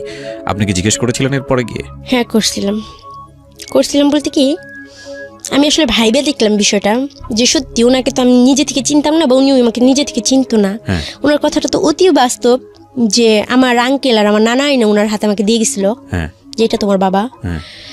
তো দোষ যদি থাকে, অ্যাকচুয়ালি দোষটা কিন্তু তাদের, মানে অপরাধী কিন্তু আমি তাকে ভাবছি, বাট সে আমার চোখে আঙুল দিয়ে দেখাই দিছে বিষয়টা।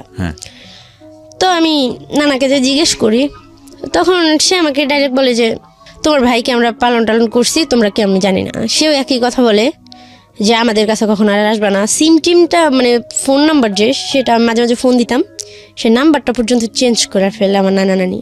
আমাকে এক কথা বলে যে তোমার ভাইয়া হচ্ছে আমাদের বাসায় কাজ করতো, আসলে তোমরা কি আমরা জানি না, ঠিক আছে, আর আমাদের বারবার এইভাবে আসবা না, তাহলে পুলিশে কমপ্লেন করবো।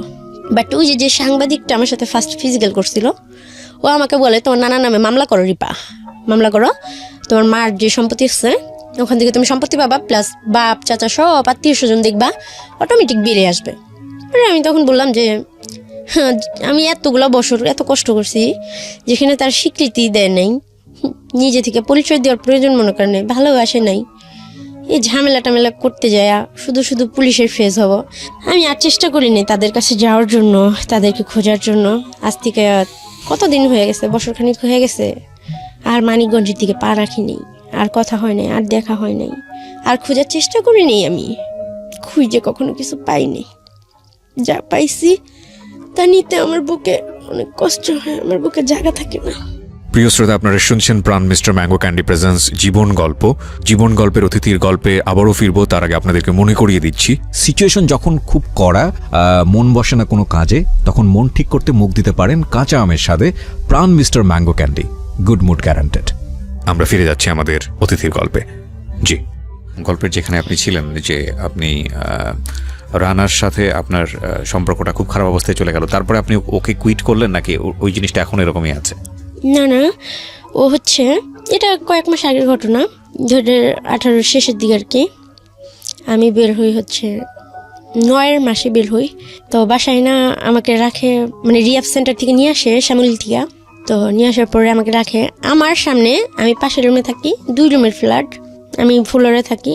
ওই মেয়েটার সাথে ফিজিক্যাল রিলেশন করে, জোরে জোরে কথা বলে, এগুলো আমার শুনতে হইলো শেষ পর্যন্ত, যেটা আমি কখনো ভাবতেই পারি না একটা অন্য মেয়ের সাথে ওকে আমি দেখতে পারবো, সহ্য করতে পারবো।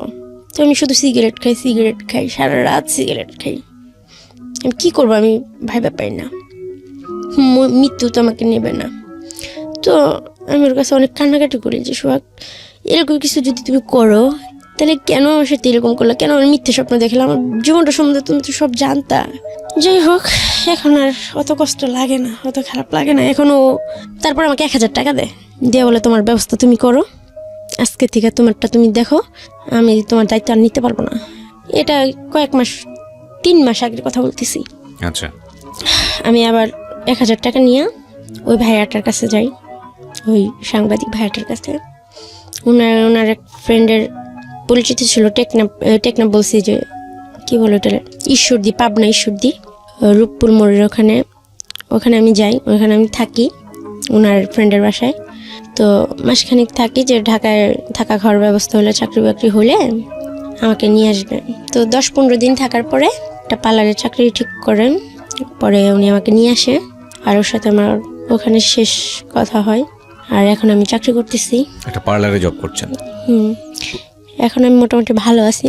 আমার কষ্টটা শুধু এই জায়গায় যে আমার যে লাইফটা, এতগুলো মানুষের সাথে আমি পরিচিত, কিন্তু আসলে আমি কাউকে চিনলাম না। আর আমি কে এটাই আমি জানি না। এটা আমার সবথেকে বড় কষ্ট ভাইয়া। সমাজের জন্য যেটা আপনাদের ভালো ড্রেস আপ ছাড়া রাস্তায় চলা যায় না, কেউ কথা বলে না। ভালো ড্রেস আপ না পড়তে পারলে কোনো রেস্টুরেন্টে যেয়ে বসলে আপ্যায়ন করে না। সুন্দরী না হলে কোনো ছেলে রিলেশন করে না। বাবা মা না থাকলে কোনো ছেলে বিয়ে করে না। মানে কারো বউ হওয়ার জন্য ফ্যামিলি থাকার দরকার, শিক্ষাগত যোগ্যতা থাকার দরকার, বাবা মা থাকার দরকার। আমার বউ হওয়ার শখ নাই, মিটে গেছে।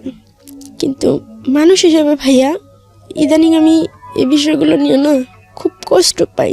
আপনার গল্পগুলো যখন শুনি, কালকের গল্পটা আমি শুনছি, তো প্রত্যেকটা মানুষের জীবনে কষ্ট থাকে, সুখ থাকে, মানে আলো অন্ধকার নিয়ে জীবনটা।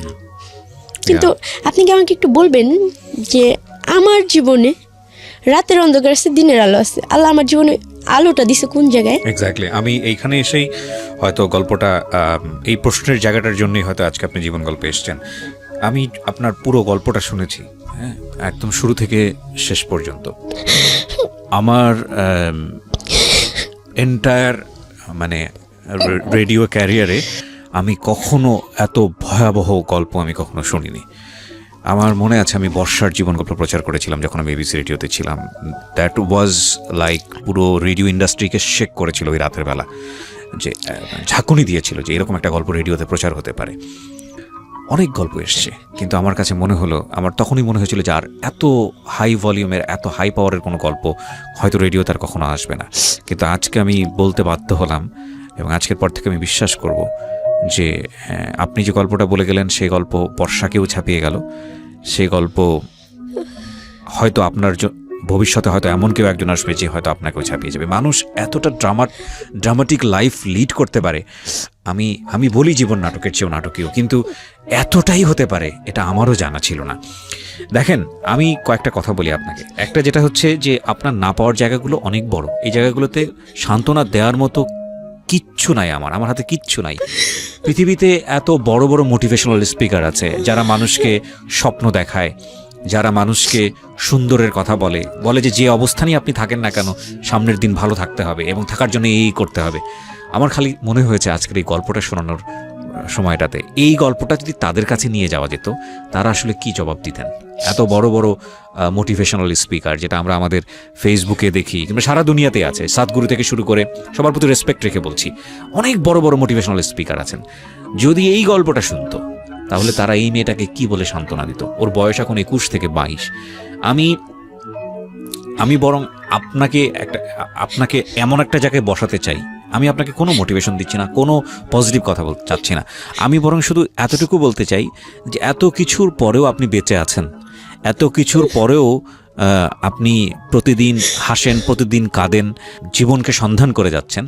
সুতরাং আপনি বরং আমাদের একটা বড় মোটিভেশনের জায়গা। আমি এটাকে এভাবেই দেখতে চাই। আমি গল্পের ওই জায়গায় খোঁজ করতে চাই না আপনার বাবাকে, আপনার মাকে, আপনার ভাইটার কি হলো, বা আপনার নানা যিনি ছিলেন তাকে গিয়ে কোনো প্রশ্নও করতে চাই না। এগুলো প্রশ্ন করলে এগুলোর জন্য যদি কেউ দায়ী হয়, তাকে পৃথিবীর কোনো শাস্তি নাই, একমাত্র আল্লাহ যদি শাস্তি দেয় সেটা অন্য হিসাব। এছাড়া পৃথিবীর কোনো শাস্তি নাই। আপনার প্রতি যে আচরণটা করা হয়েছে বা যারা এটার জন্য দায়ী, পৃথিবীর কোনো শাস্তি নেই। 1000 বার ফাঁসি দিলেও আমার মনে হয় না যে শাস্তি তাদের জন্য ঠিক হবে। সুতরাং তাদের খোঁজ না করাটাই বেটার। আমি শুধু এতটুকুই বলতে চাই, আপনি এই 21, 22, 23 বছরের জীবনে with the name of almighty Allah, আমি আল্লাহর প্রতি শুকর করেই কথাটা বলতে চাই যে আপনি এই অবস্থায় দাঁড়িয়ে থেকে আপনি এখনও বেঁচে আছেন এবং সত্যি সত্যি আপনি এখনও নিঃশ্বাস নিচ্ছেন, এটা আমার মনে হয় আজকে যারা জীবন গল্প শুনলো ঢাকা এফএমে, আজকের পরে যারা কান রেখেছেন দেশে এবং দেশের বাইরে, আপনাদের জীবনে আর কোনো দুঃখ থাকা উচিত না। এই মেয়েটাকে দেখলে আর দুঃখ থাকা উচিত না। এই মেয়েটাকে আমি আর কিচ্ছু বলার নাই, কারণ আমি ওকে কি বলবো বলেন, আমার কোনো ভাষা নাই। আমি কিন্তু ভাইয়া সবাই যে বলতো যে আমার মুখ দেখো পাপা আমার জন্মের পর বাবা আমার সাথে এরকম হয়েছে, ভাইয়ের সাথে এরকম হয়েছে। এই বিষয়গুলো আপনি সত্যি আমাকে বলেন তো, একটা 2.5 মাসের শিশু কি পাপ করতে পারে, কতটুকু পাপ করতে পারে? রিপা, আমি আপনাকে একটা কথা বলতে পারি, আমরা পৃথিবীর শ্রেষ্ঠ জীব, সৃষ্টিকর্তা আমাদেরকে সেটাই বলেছেন, মানুষ পৃথিবীর শ্রেষ্ঠ জীব। ঠিক একইভাবে এটাও সত্য, মানুষের ভেতরে যত খারাপ জিনিস আছে পৃথিবীর অন্য কোনো প্রাণীর মধ্যে সেটা নাই। আপনি এরকম জানেন না যে বাবার দ্বারা মেয়ে রেপ হয়, এরকম ঘটনা সমাজে বিরল না? আপনি এটা জানেন? জানেন তো, শুনেছেন, এরকম নিউজ হয়। আপনি কি এটা জানেন না যে 2, 3, 4 বছরের একটা বাচ্চা তাকে রেপ করেছে, গ্যাং রেপের শিকার হয়েছে এবং তারপরে সেখান থেকে 3 তলা থেকে 4 তলা থেকে নিচে ফেলে দেওয়া হয়েছে এবং তারপরে সে মারা গেছে? আপনি এটা জানেন না? জানি ভাইয়া। তাকে মেরে বিছানার নিচে লুকিয়ে রাখা হয়েছে, খাটের নিচে লুকিয়ে রাখা হয়েছে, পরে পুলিশ গিয়ে সে লাশ উদ্ধার করেছে। এটা জানেন না? জানেন তো। এই মানুষের দ্বারা এটা সম্ভব, এই মানুষের দ্বারাই সম্ভব। বিজ্ঞান হয়তো বলবে সে বিকৃত মস্তিষ্ক, বিজ্ঞান হয়তো বা বলবে যে সে মানসিকভাবে সে ভারসাম্য অবস্থায় ছিল না, কিন্তু এই মানুষ এই ধরনের কাজগুলো করে, সে যে অবস্থায় থাকুক না কেন। আচ্ছা, মানুষের মনে না হয় দয়া থাকে না ভাইয়া? মানে আমি আজকে বললাম, মনে হয় যে আমার বুকটা অনেক হালকা হয়েছে, যে আমার কথাগুলো এত ধৈর্য ধরে কেউ শুনলো। ভাবি কাউকে বলতে পারলাম, কিন্তু আমি মাঝে মাঝে খুব নামাজ পড়ি, আল্লাহর কাছে তাহাজ্জুদ নামাজ পড়ি, আমি দোয়া করি। আমি এখনো বলি যে আমি জানি না আসলে আমার বাবা মাকে, আর আমি মনে করি যে আমার বাবা মা কখনোই খারাপ হইতে পারে না, কেননা এখনো আমি আল্লাহর পথে থাকার চেষ্টা করি, সৎ পথে থাকার চেষ্টা করি। আর আমি যদি একটা খারাপ মানুষের সন্তান হইতাম, তাহলে অবশ্যই তার কিছু বৈশিষ্ট্য আমার ভিতরে থাকতো। আমি মনে করি মানুষ হিসেবে আমার মনটা যথেষ্ট ভালো, আমি কখনো কারো ক্ষতি চাই নাই, আজও চাই না, আমার শত্রুরও চাই না। আল্লাহকে বলি যে তারা যেখানে থাকুক ভালো থাকুক, আর কোনো বাবা মা যেন, অন্তত কোনো মা যেন সন্তানকে এইভাবে যেন একা ছেড়ে না দেয়। দরকার হলে তারা যেন বিষ খাওয়া মায়েরা তারপর অন্যজনের সাথে বিয়ে করে, কিন্তু এইভাবে বাবা মার কাছে, আত্মীয় স্বজনের কাছে ফেলে রেখা সন্তানের জীবনটা যেন নষ্ট না করে। এটা আপনার মেসেজ। কিন্তু জি, আল্লাহর কেন আমার প্রতি একটু দয়া হয় না ভাই বলবেন? সে তো অনেক মহান, দয়ার সাগর, অনেক কথা শুনি তার সম্বন্ধে। আমি তো জানা মতে ভাইয়া যাই না শুনে কখনো কারো 10 টাকা চুরিও করিনি। এখনো অনেকেই যায় যে আমি ভালো জামা পরতে পারি না, কোথাও যাইতে পারি না, আল্লাহর প্রতি কোনো অভিযোগ করি না, কিন্তু আল্লাহ কেন আমার প্রতি একটু দয়া করে না? আমি আপনাকে এই প্রশ্নের উত্তর দিচ্ছি। আপনি খুব গুরুত্বপূর্ণ একটা প্রশ্ন করেছেন। আমি আমার ব্যক্তিগত জায়গা থেকে বলি, হ্যাঁ, মানে বিষয়টা হচ্ছে এরকম যে সৃষ্টিকর্তা নিশ্চয়ই আপনাকে ভালোবাসেন। হ্যাঁ, আপনার হয়তো না পাওয়া আছে, আপনার হয়তো কষ্ট আছে এবং আপনার অনেক অভিযোগ আছে। সেই অভিযোগগুলো প্রত্যেক মানুষের জীবনেই কম বেশি আছে। আপনি এর চেয়েও খারাপ অবস্থায় থাকতে পারতেন না? আপনি এখন যে অবস্থায় আছেন, ধরেন আপনি জানি আমার চাইতে অনেক বেশি খারাপ অবস্থায়, বা আরও 10 জন মানুষ যে অবস্থায় আছে তার চেয়েও অনেক বেশি খারাপ অবস্থায় আছেন, কিন্তু এর থেকেও তো আপনি আপনার জায়গা থেকে বলেন, এর থেকেও তো আপনি ভয়ঙ্কর রকমের একটা খারাপ অবস্থায় থাকতে পারতেন না? ভাইয়া, রাস্তায় আমি একদিন একটা ভিক্ষুক দেখছি, বুঝছেন, 2টা পা নাই। তো ওর সন্ধ্যার পরে একটা মহিলা তাকে কোলে করে নিয়ে যাচ্ছে। তো আমি জিজ্ঞেস করলাম, আন্টি এটা কি হয় আপনার? বলতেছে আমার ছেলে। সেদিন আমি আল্লাহর কাছে 2 হাত তুলে বললাম যে আল্লাহ, তুমি কি ওই ছেলেটার জায়গায় আমাকে রাখতে পারলা না, যে আমার মা আমাকে কোলে করে নিয়ে যেত? আমি ভিক্ষা করতাম সারাদিন, আমি না খেয়ে আসি, এটা আমার কষ্ট না ভাইয়া। আমি খাইতে পারি না, পড়তে পারি না, এটা আমার কষ্ট না। ঘুমাইতে পারি না, এটা আমার কষ্ট না। আমার কষ্ট হলো এই জায়গায় যে এতগুলো মানুষের মাঝে কোনো মানুষের আমার খুব জানতে ইচ্ছা করে ভাই আমি কে, বা আসলে আমার বাবা মা কে ছিল, মানে এইগুলো জানতে ইচ্ছা করে, বা কেন আমার কেউ আপন কেউ নাই।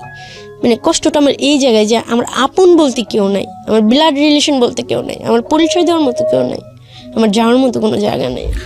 আমি প্রচণ্ড ধর্মভীরু একজন মানুষ, ভয়ঙ্কর রকমের ধর্মভীরু একজন মানুষ, এবং সৃষ্টিকর্তার উপর আমার অগাধ বিশ্বাস। আমি সেই বিশ্বাসের জায়গা থেকে হয়তো আমি আপনাকে ডিফাইন করতে পারবো না, যে সিচুয়েশনগুলো আজকে আপনি এখানে বললেন, আমি সেই বিশ্বাসের জায়গা থেকে এতটুকুই বলতে পারি যে কথা তিনিই বলেছেন, যে নেভার বি হোপলেস, কখনোই আসলে নিরাশ হওয়ার প্রয়োজন নাই।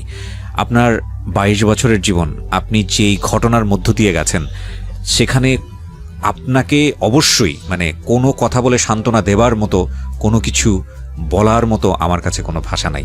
আপনার জীবনে যেমন 22 বছর সত্য, তেমনি আমার রেডিও ক্যারিয়ারের জীবনে আমি 8 বছর শুধু মানুষের জীবন গল্পই শুনেছি, এবং আমি যতটা শুনেছি তার চেয়ে খুব কমই মানুষকে শুনিয়েছি। তো সেই জায়গাটা থেকে আমি বলছি যে যে গল্প মুখোমুখি আজকে আমি হয়েছি, আমি সেটার জন্য 8 বছর ধরে প্রিপারেশন নেইনি। এবং আমি আজকে, টু বি অনেস্ট, আমি কখনো চিন্তাও করতে পারিনি, আপনি যেভাবে এসেছিলেন স্টুডিওতে আপনার হাসি মুখ দেখে, আমার কখনো মনেও হয়নি যে স্টেজে বসার পরে এইরকম একটা গল্প আপনার কাছ থেকে, আমি জানতাম যে একটা খুব ভয়ানক গল্প আজকে আমি উপস্থাপন করতে যাচ্ছি, কিন্তু আমি অনেককেই হারিয়ে ফেলেছি। আমার কথা বলার জায়গাটা যারা আজকে শুনছেন, যারা আমাকে নিয়মিত শোনেন, তারা জানেন যে আসলে আমি এতটা কনফিডেন্টলেস কখনোই থাকি না, কিন্তু আপনার গল্প শোনার পরে আমি পুরোপুরি কনফিডেন্টলেস। এবং সেই জায়গা থেকে আমার কাছে কোনো উত্তর নেই, কারণ যেই জায়গাটিতে আপনি আঘাতপ্রাপ্ত সেটা মন, এই মনের রকমের জায়গায় আসলে মোটিভেশন দেওয়ার মতো অবস্থা আমার নাই পুরো গল্পটা শুনে। কিন্তু আমি আপনাকে বলতে চাই, 22 বছরের আপনার অপ্রাপ্তির জায়গাটা যতটা বেশি বড়, আপনাকে যদি আল্লাহ 22 বছর, বাকি 22 বছর বাঁচায়, এবং সেই 22 বছরে আপনার জীবনে হয়তো তিনি এমন কিছু দিবেন যে এই 22 বছর আপনি পুরোপুরি ভুলে যাবেন, এতটুকু আশা রাখার জন্যে আমি আপনাকে অনুরোধ করতে পারি। আমি জানি আপনি সেটা রাখবেন এই কারণ আপনি দেখেন, আপনি অ্যাসাইলামে ছিলেন প্রায় 12 বছরের মতো,